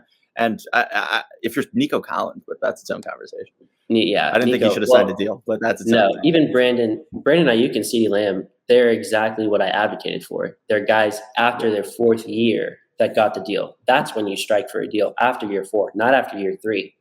Sign an extension never with 2 years left. At the earliest, sign an extension with 1 year left. That's exactly what they did. That's what Justin Jefferson did. That's what Nick Bosa did. Sign after year 4 if you're a first rounder, not after year 3. Nico Collins absolutely should have bet on himself. And even with his hamstring injury right now, should have bet on himself. You missed 4 games. You're still, he's missed 2 games, and he's still the second leading receiver in the NFL. Is he second or third? I thought he was third after last night. No, might be third now, but still the point remains. You missed almost 3 games because you went out in the first quarter of that game. The injury the hamstring injury would not have hampered his value. He would have, been slapped with the franchise tag, and he'd be negotiating in the same offseason as Jamar Chase. And he could have been, 10, maybe even more $1 million a year on a deal that he agreed to. But, I'm not complaining because I'm a Texans fan. So you have Nico Collins on, that deal. And I think his deal will be negotiated after the first new year is done. So he won't even play out the years 2 and 3 of his extension. He'll get a new deal before the 2026 season. But it doesn't matter, because you're still operating at a loss, because then you're negotiating with 2 existing years again. But Nico Collins definitely should not have signed his deal in light of, the role that was coming for him and his continued ascension. Absolutely. And I think it's one of those things that's, obviously you want to lock in, especially when we're not talking about small money that he got, right. He is getting what is generational wealth on this new contract. $72 million. So it's hard to, right. It's hard to go, what are you doing, man? But I think you and I both, as people who were believers in the guy, went, what are you doing though? You legitimately, his next contract extension, if he just does what he's been doing, no, he doesn't have to do anything more than just what he's been doing since the start of last season. And he's getting more than every single player we've just mentioned. He can reset the market. So it's really one of those things where it's like I'm happy for him that he got his deal. It was awesome to watch the breakout last year, but it felt even at the time that he was leaving major amounts of potential meat on the bone there. All right. Absolutely. I think we're ready to move on to our main topic discussion, right? After, an hour and 15 minutes in feels like the right amount of time to maybe get to that eventually. The main topic today, we're just going to talk about the trade deadline. There's, it's exciting. It's going to be a really fun couple of weeks as we sort of see how everything shakes itself out. What teams do you think are should be most motivated to make a move in the coming weeks? Yeah, I think the Bills might not be done in the secondary. I think they really want to add maybe a safety. I think the Texans really need to add someone in the secondary, whether it's a corner or a safety or both. The Lions obviously really looking into pass rushers. I'm just going to throw this out here right now. I've already tweeted it. Myles Garrett's not getting traded. Max Crosby's not getting traded. You can cry to the moon. It's not happening. There are other options. Max, I didn't think. Miles feels... It's the Browns. I don't rule them out of doing stuff that's just... Yeah, but I think Miles is much more likely to sign a $40 million year extension with the Browns this year than to get traded. Actually, right, but if you're the Browns, would you... Go ahead. No, if you're the Browns, are you really like, that is your thing, right? It's not just, are we keeping the awesome player Myles Garrett? It's, are we keeping the awesome player Myles Garrett at a league high number at his position, even though he's he might be the best in the league at his position, 2 first-round picks in a team that's going to need, I think the Browns never view themselves as more than like a year out because of how they conduct themselves, as we've sort of gone into in this podcast. Like, I'm sure they're looking at 2025 and saying, maybe we bring in a new quarterback, we're going to try to win that year. But at the same time, you can convince me that it's just, their whole situation is so untenable that maybe it just does make sense. The conversation would be briefly had, I think. And I think the Browns are more than most teams open to any possibility and, never think too highly of themselves in terms of like year-to-year roster turnover. But Myles Garrett's just a guy that you keep through. If you stay competitive, if you reload, if you rebuild, he's a cornerstone that you keep. I would be shocked. And it would take more than 2 first round. I think you're looking at a Khalil Mack type trade, which was 2 first rounders, a second rounder, the new contract, which is probably like an acquiring team will balk at that price, and the Browns won't get a price that's enough for them to move a guy of Garrett's caliber. But, crazier things have happened. I don't count me in the bucket of it's not going to happen, but there's a non-zero chance, let's say. I'll ask you just because I think it's fun to assign percentage probability of a trade to both Crosby and Garrett. Let's see. I put them both at like 5%. Okay, that's fair. Yeah. It's not zero, fair. But it's not happening. Awesome. So I did cut you off midpoint there. You were trying to say they aren't getting traded. Who do you think might get traded? Yes. Okay. So you look at, Steelers still need a receiver, whether or not you think the Steelers should be trying to compete this year. The Chiefs absolutely need a receiver. So you kind of look around. Cooper Kupp's name has been floated recently. I don't think that's going to happen, but you never know. More realistic options, Deontay Johnson, DeAndre Hopkins. You look at the Browns who have been sellers, maybe, Myles Garrett might not be touched, but Greg Newsome's been a guy that I've been on since JOK got paid. I'm like, okay, you can't pay Myles Garrett, JOK, Grant Delpit, Zadarius Smith. Zadarius Smith's also a guy. And then Martin Emerson's a guy who's really emerged for them as well. So I think Greg Newsome might be on the block corner for the Browns, and I think a few teams could use him, the Texans chiefly being one of them. Zadarius Smith has been floated around kind of to the Lions. He kind of signed that 2-year deal. Still, a pretty productive player, even, as he gets up there in age. You look at more pass rushers, Azeez Ojulari, high draft pick who's kind of fallen out of favor. I don't know if he was drafted by that regime, but, he's kind of stepped up in the Kayvon Thibodeau injury. And the Giants won't pay him what he's worth if he gets to free agency because you have Brian Burns and Kayvon Thibodeau. They're going to offer Thibodeau, who they drafted number 5 overall. So Ojulari is a great piece who would be a good situational pass rusher. The Cardinals won last night, so not sure where Budda Baker stands, but I'm pretty sure he's going to walk in free agency, kind of like a 2 to 3 year deal. Might as well, get value for him now because, like we said, comp picks are not certain. I think the Cardinals are going to be super high spenders in free agency next year, and you don't want to be hindered by trying not to cancel out a Budda Baker comp pick, so maybe he's on the move. But those guys are kind of the ones that I really have noted here, kind of recap. Ojulari, Zadarius Smith, Greg Newsome, Deontay Johnson, DeAndre Hopkins, I think, ends up getting moved because that Titans offense is just – the Titans as a whole are just a mess. But we could see, and then, like safeties as well, Buda Baker comes to mind. Delpit has been kind of floated around with the Browns, but he just signed that deal. He's got 3 years left on it. I don't think someone wants to acquire a contract that big for a safety. You're more so looking at the expiring contract guys. Andre Sisco has really underperformed in Jacksonville. You could maybe call that a scheme issue or a team effort issue overall, but those are definitely a handful of guys I think could be moved in these next couple of weeks. For sure. I think the wide receiver market could be the one that like it's already been hot, and I could see just like, especially with just the incredible amount of injuries we've seen at the position. And frankly, I think the translatability of a lot of those roles, I feel like it's why it's like it's one of those positions you often see moved. Like I feel like we have Hopkins, we have I feel like we also could see Christian Kirk get moved, Thielen as well next to Davante could get moved, as you mentioned Cup. But I think it's one of those things where it's there's so many teams I could see trading for wide receiver. Jacoby Myers was another one that was coming to mind where I would be surprised. But it's just Raiders. Like it makes sense on a lot of levels for them. I don't know. Like I think it's one of those things where there's like going to be a lot of movement. We could see it, but it's kind of fun to think about like maybe the optimal of what teams should do versus what they're going to do.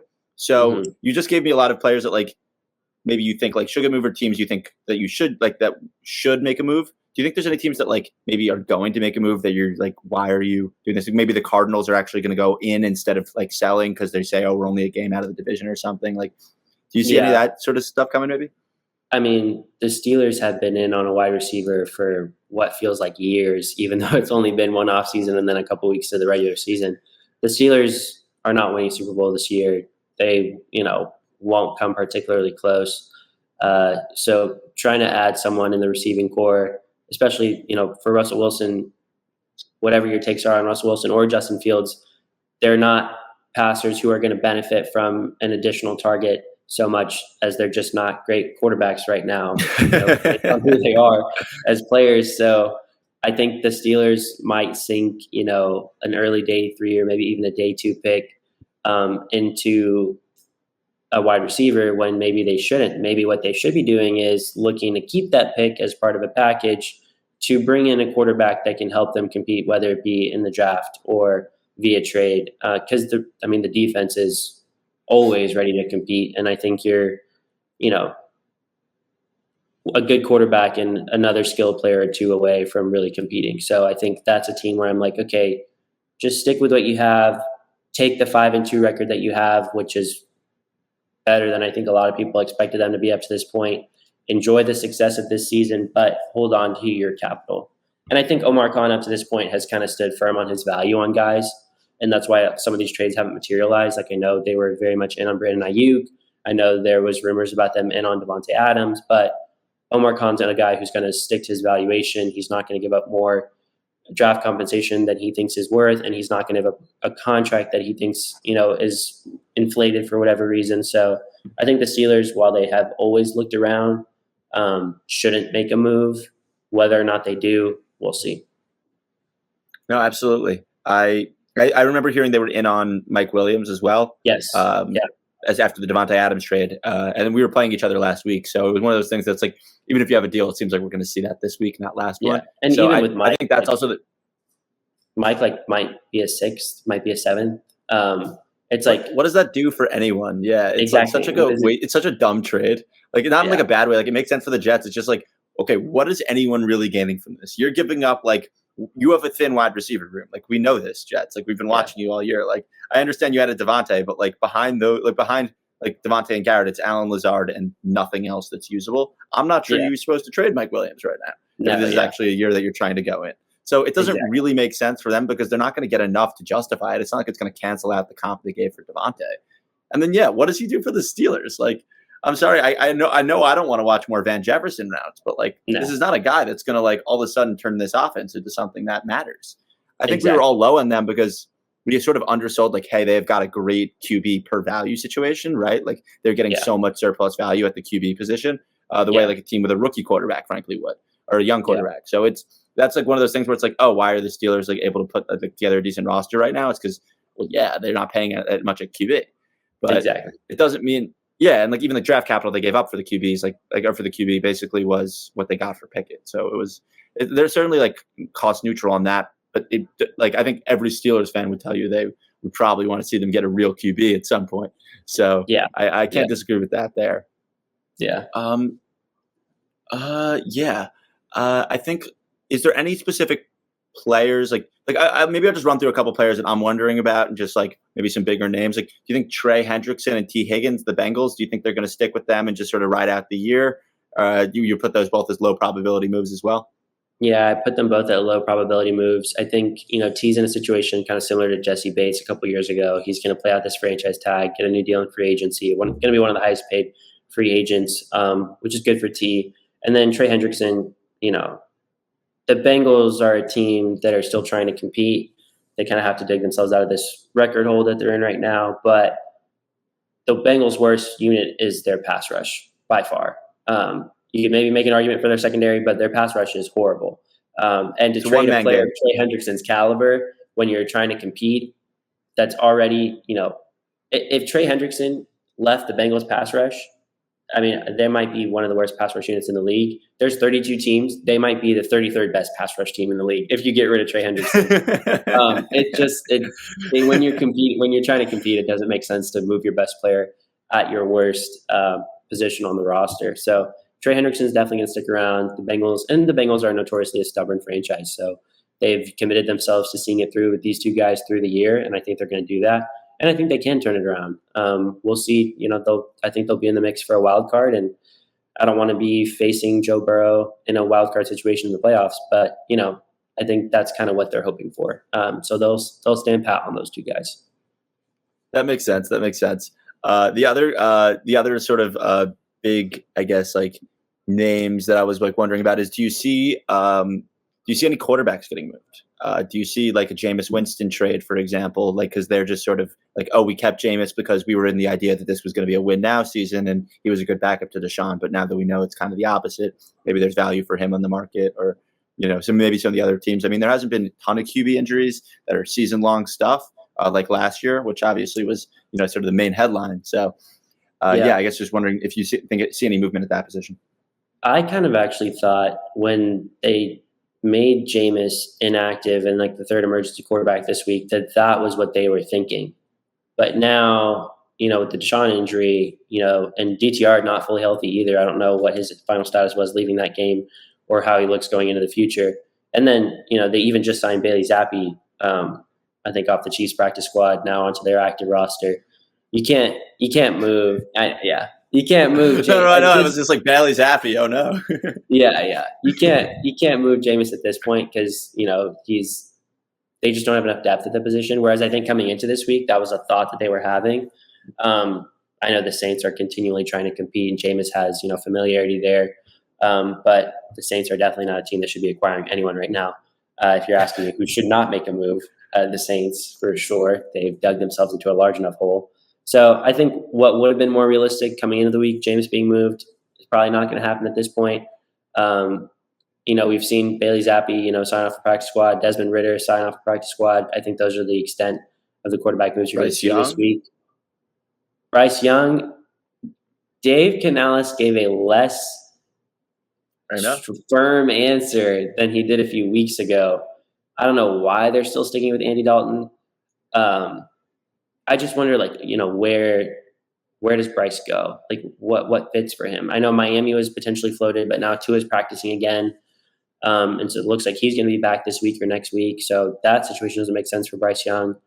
And then I'm like, how many teams are truly bad enough? Maybe the Raiders want to take a, I was going to say, that's, if you didn't volunteer that, I was like, there is one team that's kind of staring me in the face of like, you're not doing anything anyway. I mean, I think there's the other team that's very open to players with first round draft capital. They love that. And they have a need at the position, and they need someone who's going to be relatively cheap at the position next year and wouldn't mind getting a chance to look at him. And so we were just talking about the Browns. Yeah. So it makes complete sense for them to do it, I think, on a minor level, except it's bringing in a quarterback who struggled tremendously in the middle of a season and asking him to try to play quarterback for your team that's also struggling tremendously. Yeah. I think even like the Aiden O'Connell injury helps a little bit as well. That's one less guy who, you're competing with snaps for. Obviously, if you trade for Bryce Young and the Raiders, you're just going to play him the rest. You're going to play him at least for a couple games to see what you've got. I think that What's the could comp make on that? sense, but Fourth? I mean, you're taking on at least 2 more years. You're probably not going to exercise a fifth-year option. Probably a 4. I mean, maybe a That's 4 that Trey can Lance become a value, 3. right? Yeah, a 4 that becomes a 3 potentially. And I think the Panthers would take that. Just because if you're not playing him at this point, he's not your franchise quarterback. So, and I mean, obviously he struggled so much, but then you wonder with Bryce. I know Eric Eager in that building is slamming the table for that one. Oh yeah, I mean, just the potential of, I mean, anyways, but I think Bryce to the Raiders could make some sense. Does it happen? I don't know. Is the situation in Las Vegas any better than it is in Carolina? I mean, Carolina actually, Andy Dalton had, obviously he's fell off a little bit this week, but I was gonna say last they've week had a was pretty actually good worse pass than protecting anything Bryce unit. did. Yeah. Yeah. I'd try and take a flyer on Bryce Young if I'm the Raiders, but whether or not they do that, we'll see. I put that as higher odds than you agree with the other Browns guys. as well as like a reasonable destination? You think that makes sense for them? Or are they just in such a lost season? It's just not even worth looking at that now, and they should wait for the offseason. Yeah, I think the Raiders make more sense than the Browns do. Browns will, pick up the phone for anybody just to look into things. But I think the Browns kind of want to see what they have in DTR if he's healthy, and just go from there. But the Raiders make a little bit more sense. DTR is a second-year guy as well, right? Yeah. So imagine just hearing that one, just like it's like pre-draft last year. Just I get that the Browns might want to take a look at Bryce Young, but they do have DTR right there, and they kind of want to see what they have there. Like I don't know, I always love that. Like imagine we could like have the benefit of hindsight sometimes when we're having conversations. Like it's just so funny how expectations move that way. Like I think another great example is like the graphic that Chris Sims got made fun of before this draft, where he had his wide receiver rankings, and it was like number 1 and 2 in the top tier were Neighbors and Thomas. Then second tier was Marvin Harrison Jr. Then he had like Roman Dunce, and then I think he had like Roman Wilson, which I don't know. We don't even know what that is, but I think like it is funny. It's like one of those things. It's like, oh wait, that actually looks like some pretty good rankings, man. Like, and he got clowned for it. So it's the benefit of the hindsight, bias. Like it just kind of creates these like I don't know fun. Things where you think about like you go back to what you're thinking was at the time, and it's just kind of incredible how confident we get about things that are frankly still really really uncertain. I guess before we sort of move on from the trade deadline stuff, is there any sort of long-term trends that you've been noticing with the trade deadline that you're sort of seeing maybe taking place more this year than in the last few years that you want to just maybe talk about and hit on? Because I feel like it's getting a little bit more active. We're seeing a little bit more movement. Specifically in terms of like teams actually seeing themselves as buyers and sellers. So I think 2 things come to mind. Obviously, the league voted to push back the trade deadline 1 week. It allows you to kind of those teams on the fringe. Am I a buyer? Am I a seller? It gives you another win or loss on your record to make that determination. So I think that leads to more potential seller activity in November. But on the opposite end of that spectrum is I think we're seeing teams make moves earlier so that they can acclimate those players for playoff runs, which is what we saw, especially with the Bills. The Jets are hoping that that'll be the case. But it's funny because you push the trade line back a week, but now we're seeing trades happen earlier on. I think we've seen Roy Robertson Harris traded to the Seahawks, who are trying to bulk up their D-line. Obviously, both wide receivers traded. So I think teams that Cam Akers trade, right? Yeah, Cam Akers to get the Vikings some depth at running back. Teams that know that they're contenders early on might be making moves a little earlier to have those guys learn the playbook a little bit, have more time to learn the playbook, and then have them ready for the stretch run that they want to have. So it's interesting to see kind of the juxtaposition there where the trade deadline has been pushed back a week, but the surefire contenders are trading for guys a little bit earlier on, which you could argue, is them picking on teams that kind of don't know what they're doing, or teams that are like 100% sellers. But I think that's something we're seeing a little bit more often is those trades are happening earlier. I don't think it really affects the trade value at all. I think whether you trade for a guy in mid-October or you trade for him at the deadline in November, it's going to be the same draft comp. So having that guy in your building for a few extra weeks for those contenders, I think is really beneficial. Absolutely. I agree. I think we've seen. I feel like at the position level, it stayed relatively stable. I know I was talking about like receivers earlier, and I feel like you've seen that, but that's kind of I feel like been something that's always sort of existed with receivers and corners getting traded.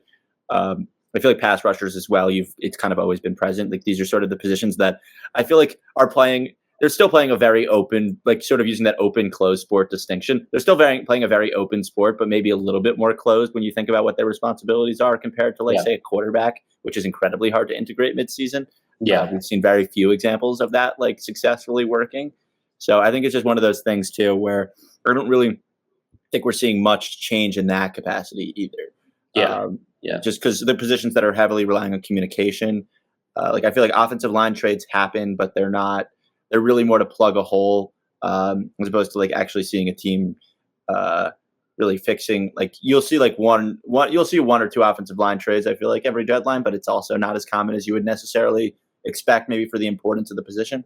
Yeah. I think Ezra Cleveland is the only one that comes to mind in recent years when the Vikings traded him to the Jaguars last year, which actually ended up working out pretty well when they signed him in just before free agency to a pretty good bargain deal after we saw what the guard market exploded. But offensive line. And he's playing well, right?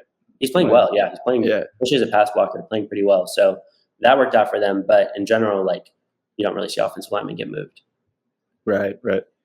All right. I think now a good time to transition to sort of the stuff. Like at the end of the trade deadline, right, everyone's kind of stuck for a bit. And then, we get to have the whole fun end of the season play out. I think it's, probably I don't know. A lot of people call it their favorite part of the football season would probably be those last few weeks of the regular season than the playoffs. Yeah. But I think we should probably transition to what would be your favorite part of the football season, which is free agency, contract extensions, and that sort of fun stuff that happens the second the Super Bowl ends. Yeah. So with that all sort of in mind, what's your what's it called?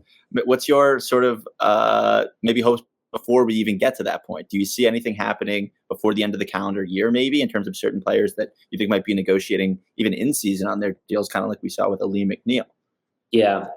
A few guys come to mind in terms of in-season extensions. Cam Bynum with the Vikings is one of them. I know they were close to getting a deal done back in August before the season started. So Cam Bynum with the Vikings, it's always helpful when your team is winning that you get an extension done. That's what the Browns did with Delpit last year. So Cam Bynum comes to mind. Talanoa Hufanga has been hurt, but maybe you can, because he's been hurt, you can get him on an in-season extension, which usually comes with a bargain. Plus, maybe you throw in the injuries. Maybe that comes in with an additional bargain benefit. They might want to address that if they don't want to roll with Mustafa and Jair Brown next year. So those two safeties come to mind kind of as like in-season extension candidates. And then I don't know when the Chiefs' bye week is, but I know they were kind of close on a deal with Trey Smith. It's already happened. Didn't it? It might have. The Chiefs, wasn't that week 6? Oh, yeah. The Chiefs are only 6-0. Yeah. So it's already happened. Yeah. But you could probably still get a deal done with Trey Smith, I think, even without the bye week. I know they were trying to get one done as the season came up close. I guess the Creed Humphrey extension talks took a little bit longer than expected. But you probably want to keep they want to keep Trey Smith off the market, whether or not it's worth paying him, what's going to be $20 million a year when you could go and draft a guard is questionable. But I think those three guys, especially Bynum and Trey Smith, because both their teams are winning, because both of them are Super Bowl contenders, getting an in-season extension done kind of adds to the good vibes of, we want to keep this guy off the free agent market. There's continuity here. We're winning.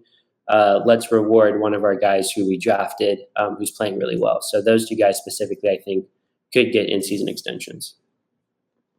That's a great answer. Yeah, I feel like that all makes sense to me. It definitely tracks with kind of what we've seen in the past in terms of which situations have led to guys getting those sort of deals. It's already probably most of the way there, and things are going well, and everyone just kind of wants to reinforce the good vibes and keep them together. So I think I'm just going to try to open the contract page again. Let's see how this goes. Yeah. Okay. So I'm just going to pull up the expected free agents, because I think I was just sort of wondering, when we look at next year's free agency and or extension classes, what do you think are going to be the biggest deals that we're sort of talking about after next offseason, just in terms of all the different players that are either going to, I think we could talk about extension candidates and free agency. If you want to talk about them together, that's fine. If you want to sort of make that distinction, also fine. I'll defer to you there. Yeah. So, I mean, obviously right off the bat, you want to start with, I've got a list of guys here that I think are going to be some of the highest paid free agents. Sam Darnold is off the rip, going to be the highest paid free agent. I think that number in terms of APY is going to start with a 4. He's playing, he's playing really well. I think he's played his way into the 40 millions, and I think that'll continue. So that's going to be a fun one to look at. There's a team building question there. Do you let Sam Darnold walk after he's played so well? And, Kevin O'Connell said, JJ McCarthy's our guy. We saw him in the preseason. We're happy we got a franchise guy, but you don't just stumble upon good quarterback play all the time. So that'll be interesting to see if maybe they give Sam like a 2-year deal, and we'll see. But either way, Sam's going to get a good deal, whether it's from the Vikings or from someone else. Ultimately, I think it'll be from someone else. But I was gonna say, I feel like they've all been really like, it's actually really funny to me almost, because it feels like he's like viewing himself as like a mercenary and so is the team, and everyone's kind of cool with it. They're like, I don't think we want to pay you, and he's like, I don't think you guys want to pay me either, but I think we're all cool with getting me like that deal that starts with 4 from someone else. And like, I don't even know if Sam Darnold thinks that's a good idea, but I think he wants it. Like, it's almost funny the way everyone's like so like self-aware and cognizant of like kind of the weirdness of the situation, of like the fact that like there are questions with Darnold that like are going to like not even be answered by a successful season in this system.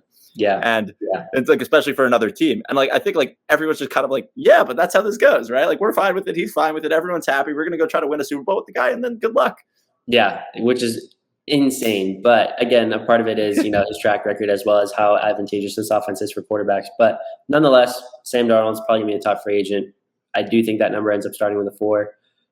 It's a QB needy league. You could see, a team like the Steelers or the Raiders try and jump into the mix for him, but deluding themselves that he's the answer. Pick your word. Yes, exactly. So that's Sam. And then we kind of talked about T. Higgins. Don't think an extension is going to get done there. I think, he's starting to really pick things up in that offense now that he's back healthy. He's kind of right up there.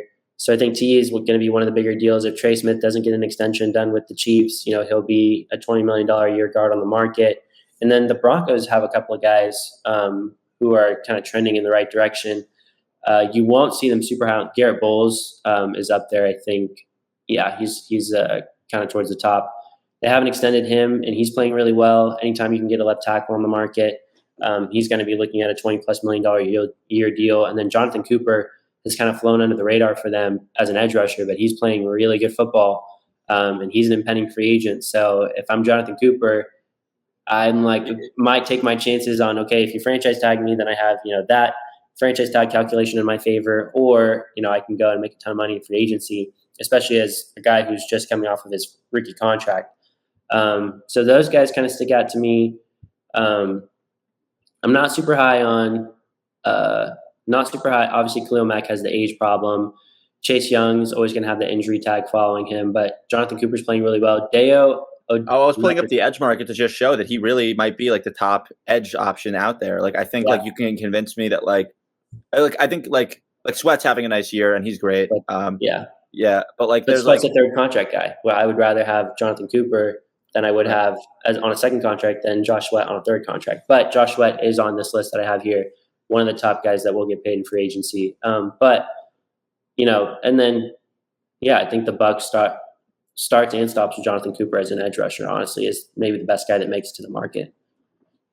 Yeah, I was just trying to make it easy for everyone as you sort of flip through the various corners positions. Corners got a good amount of guys. Corners are a fun market this year. Yeah. I mean, Lenore is a guy who was, trying to get a deal done, and then his counterpart, who's an All-Pro, Charvarius Ward. You've got questions on Ward as a corner on a third contract, but hasn't really dropped off from his All-Pro level.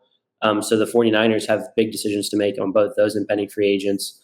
You look at Adebo, unfortunately suffered, the injury, which was, disappointing to see. But a guy who's kind of fallen off, who I wish had a better value, was Eric Stokes down there. He's kind of fallen out of favor with the Packers defensive staff, former first rounder. He's a guy who I actually thought of in trade talks. Obviously, as a contender, Packers don't want to, dilute their depth at a position that's notoriously getting injured, corner. But they've seen a few guys leap him on the depth chart, Eric Stokes, and so I think he could be traded and then possibly a good value for an acquiring team in a new system potentially. But back to free agency, DJ Reed's another guy. Do you want to pay a third contract guy? is going to be a question at corner position. But both DJ Reed and Charvarius Ward are looking at pretty significant contracts, assuming Reed comes back healthy.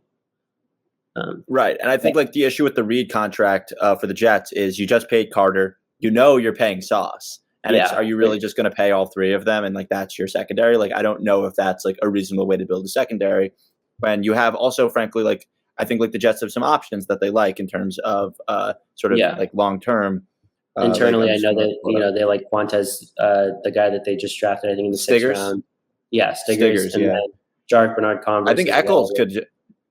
Yeah, I think Eccles could just get a much smaller deal that they're more comfortable with, frankly. Yeah, which might make sense. As a corner who's approaching 30 on a third contract, maybe you don't want to pay Reed, but he'll have a strong market, I think. Those are corners. Linebacker. I went to IDL. Let's go. We can go safeties or linebackers if you want. Yeah, we can do safeties. There's a couple guys. Safety. Safety markets. Pinnock. Yeah, Pinnock's up there. Who I won't talk much about. Hurts me to see. Yeah, as a Jets fan. Not a fan of Pinnock? Yeah. You just don't want to hurt. I just don't want to hurt my feelings. Yeah. Yeah. As a former Jets fan, don't want to hurt your feelings. But Pinnock's up there. He's in line for a good deal. Buda Baker, obviously we've talked about with the Cardinals. Could be a potential high money free agent on a third deal. And then you look at guys like Bynum, who might get the extension, might not. Quandre Diggs has been playing really well, but not super keen on him getting a high deal. Justin Reed's probably going to stay with the Chiefs. But you look at guys like Buda Baker, potentially Cam Bynum, Jason Pinnock, all safeties that could get a significant amount of money in free agency. And two of those three are guys looking for a second contract. So those are some top free agents there. Yeah, I think I'm going to spread some misinformation right now. So DeMar Hamlin is a pending free agent. I got a big bet on him for comeback player of the year. So I think I'm just going to throw out a take. Like, I think this is one of the top pending free agents on the market. Yeah. I really think he's going to get a top of the market deal. No, of course. I mean, he's playing a lot for the Bills, if nothing else. He's playing a lot. Playing well is its own conversation, but I think playing a lot for him is an achievement on its own. Oh yeah, I mean, what he's been able to do coming back is miraculous. But he's been playing decent, moderate. Maybe not a top free agent, but hopefully for your comeback player of the year odds, that works out. No, I'm just joking around. But I do think he's playing better than I would have expected in a full-time role this year. I don't think he's playing particularly well, but I like it. Like they're looking, like if they replace him on the trade market before the deadline, I also wouldn't be surprised. You know what I mean? Because I think he's. I can see that, and I could also see like a Taylor Rapp type extension for him, kind of like that 3 years, $3 million a year range. Keep him in the building. You never know, but it could go either way with him. Frankly, it's also just kind of weird to admit, but like he's kind of one of their more marketable pieces at this point. Also, just to their home fan base, like there's only so many guys they got that have been there because of how the turnover recently, and it's just not bad keeping if it's like a reasonable priced extension, just like keeping a guy like that in the building, especially at safety where you always can kind of use 3 safeties anyway. So it's okay to have a lower price guy that's just like sort of like someone you're going to keep in the building. So I think I could get on board with that one. I think I just wanted to give him a shout. The linebacker market looks like it could be relatively light, but I feel like I feel that way about the linebacker market every year because I don't know how many linebackers I believe are all that good, if we're being honest. But I mean, sort of thin. Nick Bolton's a guy you worry about his athleticism in a scheme that's not the Chiefs, but highly productive player. Only 25. Yeah, he's young, highly productive player, great instincts. Whether or not the Chiefs retain him with Leo Chanel and Drew Tranquill in the fold is a question. So he might hit the market. Nick Bolton might hit the market. Ernest Jones might hit the market after being traded from the Rams to the Titans. He's a good player. Robert Spillane, actually at the top of that list, he's looking, I think, for at least a third contract. He's been playing well, obviously a bit on the older side, but he could be looking at, significantly more money than he's making right now. Davante Davis is going to stay with the Bucs, probably on a similar 1-year term. But I think the linebacker market is really going to start with Nick Bolton, Ernest Jones, and then we'll see Tyrell Dodson has been playing all right for the Seahawks. He took a 1-year deal. And then a team looking for a veteran. I think Spillane's going to get out of there and try and go play for a contender. A 2 to 3 year deal for him, considering his age, could make sense. And he's been really good linebacker in coverage, actually. He's got a handful of interceptions over the last couple of years, and a productive run defender as well. Yeah, I was just thinking about who might be hitting I was just thinking about the extension market or who might get cut also. Like I feel like you could definitely see a few of these guys that are 26 free agents either getting extensions or released, like CJ Mosley, for example. Like I think the Jets are going to end up making that decision probably to keep Sherwood over Mosley. So I feel like you could see Mosley hit the market and then all of a sudden he might be the top of the market. Like I feel like when you get to these sort of less premium positions of like linebacker, safety, running back, You want to look at those cap cuts. Well, yeah, I mean, because I think those guys, one, like if you're talking about comp picks, it's obviously a little bit of a market inefficiency there where you can sign the guy without giving up any of that. And then I think the second reason of it is just simply like a lot of these guys, you can get them on 1 year deals. They're good if you're a competitive team. Like they're very easy to slot in. They're veterans and they're, you're making that bet of like, is there more talent left in the tank here? And like with someone like CJ Mosley, I'm not like, I haven't watched CJ Mosley play over the last couple of years and go, oh, this guy is washed at all. He frankly still looks pretty good. When he's healthy, but I think there are like Demario Davis. Like I don't know, they'll probably end up pushing. I'm not going to make any predictions about the Saints cap space without looking at it incredibly in detail because there's probably only like 2 paths forward if we're being realistic. So I won't make comment on that one. But I feel like the linebacker talent in the NFL right now is just kind of pretty thin. Yeah, it definitely needs an influx of talent, which I don't think is coming in the draft, which is why we see some of these guys still getting paid in free agency. But it is one of the weaker positions in the NFL for sure. Absolutely. IDL, we've got some fun stuff. Jonathan Allen, obviously third contract. Second contract, guys. Let me pull up this so we can get the better list of that. We're talking extensions. Well, we're talking, I think, like extensions and or. Oh wait, I'm in 26. Thank you. Yeah. Well, if you want to talk about extensions in 26, Zach Allen is going to get an extension in 2025. That's going to be, well over $20 million a year. I won't. He might. It's like around the McNeil number. He's around the McNeil number. He might be a little bit higher than the McNeil number. We'll have to see. I mean, his production as a pass rusher this year has been off the charts. He's still pretty young. Inflated McNeil number, maybe. Inflated, yeah, maybe inflated, but he's looking good. Osa Odigizua with the Cowboys has been a consistent producer the last couple of years. Tershawn Wharton has been one of the biggest risers in terms of free agent value with the Chiefs. We'll see if they can end up keeping him, but he's a guy who, if he hits the market, he'll get a pretty significant deal, definitely double digits in terms of APY. So Odigizua and Tershawn Wharton potentially hitting the market is, solid pass rushers. Levi with the Lions. Yeah, I was looking at him. Racking up some pressure numbers recently. Helps that he's playing with William McNeil. Helped that he was playing with Aiden Hutchinson until that injury. But he's a guy who was a former second rounder. He's kind of now turning the corner in his career, really developing. He could be a good addition. And then, Kinlaw took this 1 year deal and hopes to parlay it into a longer deal. I think he does get a longer deal this year. How much that is, I'll have to do a little bit more research and film study on him. But you're not going to have, the Matabikes and the Christian Wilkins hitting free agencies or, potential franchise tags. But there's a couple interior defensive linemen this year that could break into. I mean, you look at Odigizua and Wharton specifically. If they both hit free agency, they're looking at pretty significant deals. Yeah, absolutely. I think that's fair. I think that I think that the extension market might be where we more see any kind of movement at the position, but it's also just one of those things. It's like the wide receiver position in 23, where it's like once you have one of those off seasons where the market explodes at a position, everyone kind of gets extended. It's not even that unsurprising to see the next year go by and there might not be even any deal in that range because everyone kind of just did it. So there's only so many good players who are going to be reaching term or close to reaching term or getting in extension conversations at a certain time.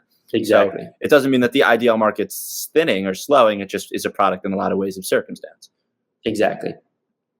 All right, I'm going to pull up the tackle market, and then we'll do IO, and then we'll do interior O-line. Tackle market. Ronnie Stanley's been playing really well. How much you want to pay him on a third contract, old injury history, that's all going to be a question. Ultimately, I think the Ravens will retain him, but he's been playing well. Dan Moore Jr. has been a little bit of a surprise. In Pittsburgh, he's been a below average player for a long time. He's now kind of like around that average type player. And he's played both tackle positions in his career. So he's a guy. Alaric Jackson with the Rams is a guy who's, climbing up the free agent rankings as well. And then obviously Garrett Bowles is kind of the crown jewel of this free agent class, I would say, because he hasn't really had the injury history. He's older, so that's, but we've seen tackles prolong their career. He hasn't had the injury history. He's playing really well. I think he's a guy, if the Broncos don't retain him, he's easily in that $21 to $23 million a year range on the free agent market. Absolutely. Absolutely. I think I wanted to look at just the extension market as well, to see if there's anything particularly exciting in the offing. Yeah, Zach Tom. Yeah, Zach Tom is playing at an all-pro level right now. He can play any position. Ryman too actually is playing great. Yeah, for the Colts. Yeah. So I could see him getting a big deal. Yeah, I think Tom is going to be the biggest extension that we see in terms of offensive tackles this offseason. I'm trying to rack my brain for anyone else, but I think the conversation for who's the highest paid extension guy for an offensive tackle this year is going to start and end with Zach Tom. But you've still got even Rasheed Walker. Like he's a serviceable starter that's worth something at left tackle in this league. That's worth a considerable amount at left tackle in this league. Right. And so both those guys, I think they'll prioritize Tom in Green Bay. But even like you mentioned, the Colts left tackle right now, they kind of drafted as developmental, and he's coming into his own.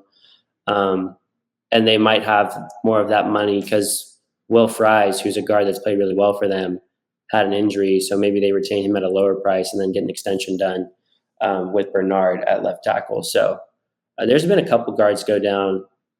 A couple of free agents go down that you hate to see. Will Hernandez with the Cardinals, Will Fries with the Colts, both guards. You wish they stayed healthy because they were playing well. And then obviously, don't even get me started on what happened with Chris Godwin last night. Yeah, that's ridiculous.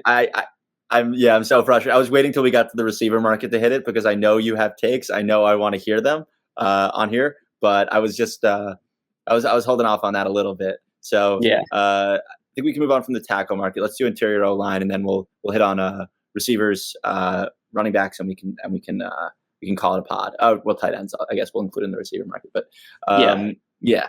All right, great. For guard, interior as a whole, it really starts with Trey Smith, whether or not he gets extended. It's a little bit bleaker than it was last year. Connor Williams is trying to rebuild his value off a one-year deal. Brandon Sheriff's consistently been good, but again, an older guy. None of these guys besides Trey Smith and then Zach Martin, future Hall of Famer, has maybe fallen off a bit. How much do you pay him? Tevin Jenkins with the Bears is a guy that's going to catch people's eyes. Injury history, but still young and ascending. Maybe he's a guy who gets a little bit more than he's worth if he hits the free agent market. And then those guys I mentioned earlier, Will Hernandez and Will Fries, especially Will Fries, a team could get them on a deal that's maybe not as much as their value because of those injuries and get a really good bargain player. Just get a really good player for bargain value because of those injuries that they suffered that both seem to be season ending. So Trey Smith's definitely the guy who's going to get the most money, but there's some, intriguing older options in Connor Williams and Brandon Sheriff. And then there's those injured guys, Zach Martin, older guy as well. And then Will Fries and Will Hernandez could be looking at bargain deals if you're shopping in that value. No, I was realizing that Makari's listed as a tackle. I was just looking at that one for a second. But yeah, okay. No, I think it is an interesting because I was just getting confused for a second. But yeah, no, I think it's like, a lot of these are centers, and I'm not even sure we should be really grouping it that way. But just because I feel like the center market a little bit of a different market, but it is. It's fairly. I don't know about fairly so. I feel like it's one of those things that we'll probably look back on in a few years and say why are guards worth more than centers? The same way we said why are tackles worth more than guards. It's in a weak lick system. I'm not sure that's the most reasonable way to look at it. But there's relative value. I understand that it's not like it's not 1-to-1, but it's probably like more like 1-to-9 than it is like 1-to-7 the way it's treated on the market, or 1-to-6. So it's. Yeah, I think like the center market is probably due for a correction in that point. It is, and it's getting in that way. Yeah, exactly. Yeah. Creed felt like the first domino, maybe, but it's also like you need quality centers who teams want to pay in order to get to that stage, right? You need you need guys to actually push the envelope, as we were saying, in the context of the IDL market, and this would be the other market that popped last year. So again, I feel like the extensions. There's certainly going to be guys that I know we'll probably see get new deals, like. Sitting on 1 year, I don't know. It's kind of hard. Like, I think Tyler's. Yeah, I could see Tyler Smith getting a deal from the Cowboys. Oh yeah. I mean, you want to pay. I mean, they've always got their problems. Micah Parsons is going to be at the top of their list of problems next offseason, and that'll drag on as the Cowboys always do. But Tyler Smith, They like the headlines. That's the trade-off, right? they like the headlines. It flies under the radar, but Tyler Smith was an All-Pro last year. I think they're trying him at left tackle right now, which could even bump up his value even more. I don't know how they feel Absolutely. about that. That's like a Werf situation. Yeah. Yeah. So, I mean, Tyler Smith is a huge potential extension candidate if they get to him. And then Linderbaum is kind of interesting because his 5th-year option right now is tracking to be the O-line franchise tag, which is huge. That is interesting. So they'll have a decision on whether or not to exercise that 5th-year option, and then maybe try and get an extension done in lieu of it, or maybe exercise the option and get the extension done anyways. So you have that additional value of year. But Linderbaum could be a guy that pushes the market forward after Creed Humphrey did it, just by way of the way that his 5th-year option escalator worked. He's already a Pro Bowler, which kicked him up into a higher tier. And so that'll kind of force an extension. And then, yeah, I think those two guys really are, I mean, Tyler Smith we talked about, and then kind of talked about Linderbaum a little bit. I think Will Fries is a guy, and I keep going back to him, but he's going to be a guy that a team might just end up looking at how he looked in this first quarter of the season and not care about his injury if the physical checks out and still pay him big money because he's played really well. So there's a couple guys, as always, but maybe not as many guards as last year that you would be willing to pay top dollar to. All right. Yeah, I'm looking at the tight end market. I don't even want to talk about it. Yeah, there's not. Kyle Pitts is the one interesting conversation where, like, I think you could see him and McBride getting extensions, right? Yeah. McBride's definitely in the top tier extension category. Pitts, his draft status is going to carry him. He's also been producing more this year. They picked up the 5th year on him. Yeah, they've got the 5th year on Pitts, and then I think Kittle's due for an extension as well. Do you think we just see a little bit of a reset here? That, like, I mean, I'm looking at it like realistically, like I could see a huge run this offseason, and I could also not, frankly. Like, I think, like, you could convince me that after this offseason, Otten, Pitts, McBride, Kittle, Goddard, Ferg are all and Andrews. Like, Andrews probably isn't because he's I don't know. We're gonna see how his year ends up. And Njoku, Njoku, like, man, this is like Ingram's here too, extension market. It's a good extension market. Too, yeah, this is like kind of the whole position. Yeah, no, I touched on this maybe a month or two ago when I was looking to trade McBride. The 2025 tight end extension market is going to be pretty big, and I think it's going to ultimately set up George Kittle to be the first ever $20 million a year tight end. So, stick around for that prediction. George, you think gets that? Yeah, I think George will get that. Presuming he stays healthy the rest of the way. But I think it'll be similar to what they did with McCaffrey. They'll do the same thing with George. And that'll end up I see what you're saying. Yeah. Right. They'll guarantee the existing money. They'll add, maybe a little bit of guaranteed money in the new year, in a new year of the deal. But nonetheless, I do think Kittle will come really close to or get $20 million a year. Yeah, it's going to come down to timing because I think if you told me, when you convinced me that Kittle, Goddard, or McBride have like reasonable arguments at asking to be of these guys, frankly, have reasonable. I think Kelsey, like, you can sort of argue, but that's sort of like such like I feel like it's more idiosyncratic. Yeah. No, right. And like I think like those three guys like have a much more reasonable say, no, I think I deserve 20. I think all three of them can make that argument. Yeah. So that'll be fun. I think Otten will just be like another one in that like, that like second tier tight end range. In that, like, what do they get, like 10 to 12? Kind of like Noah Fant. Although we'll see what Otten does. I was gonna say like Muth, but yeah. Yeah, with Mike Evans and Chris Godwin out, if Otten's getting a lot of targets, he could really do a lot for his value. Yeah, so I think like he had a rough first couple weeks, and now he's really coming on strong in a way that like he could play well and really set himself up to actually get like a nice deal in a way that I don't think I was viewing him as like a long-term piece there necessarily, more just kind of a jag. But yeah, the free agent market before we move on is just it's basically barren. It's there's barren, nothing. Yeah. There's nothing here you want to touch. Yeah. No. Yep. All right. So let's move on to wide receivers. We know we have a fun extension market with the class of 22. and some. So we know we have the top of that class. We know we have a few guys going to the offseason. Obviously, the Godwin situation is infuriating. You have the Diggs situation. The Deontay Johnson we know is a pending free agent. That's why he's coming up so much in the trade market. We didn't mention Darius Slayton as a potential trade candidate, but I know he's come up a lot in league circles. Looking around, T. Higgins, big name, gonna fetch a big deal. Hopkins and Keenan Allen, I would say, are sort of your veteran guys that might command some attention. Brandon Cooks, I guess you could convince me I could throw in that category, but I'm not sure I feel that way. Yeah, I'm not sure I feel that and then Amari, of course. Yeah, Amari. I think that's sort of your market. Yeah, T's done the most for your value this year, and then everyone else is like, okay, how much risk do you want to take on an older guy? But T will be the crown jewel of that class, and then obviously would have been Godwin as well, if not for the injury. But yeah, I mean, Godwin's also Godwin's up there, also, right? Like Godwin's not. No, Godwin is the same age as. Godwin he was tracking for like a $30 million a year deal before this injury. No, but I'm just saying age-wise, like he's like. Oh yeah, no, he's up there. He was having a much better. Yeah, it's third contract. He's not he wasn't particularly young on his rookie deal where it's like one of those young third contracts. Like you're paying a guy who's basically going to be in his 30s on the deal. And that's what the 30-year Godwin stuff, I'm not sure I was as bought in because he was having an amazing year. His peripherals have always been outstanding, frankly. Mm-hmm. And he's not a slot only guy the way he was sometimes pegged earlier in his career. That's I think that's all true, even though he is better out of the slot. That's true of everyone. It's not a fair knock.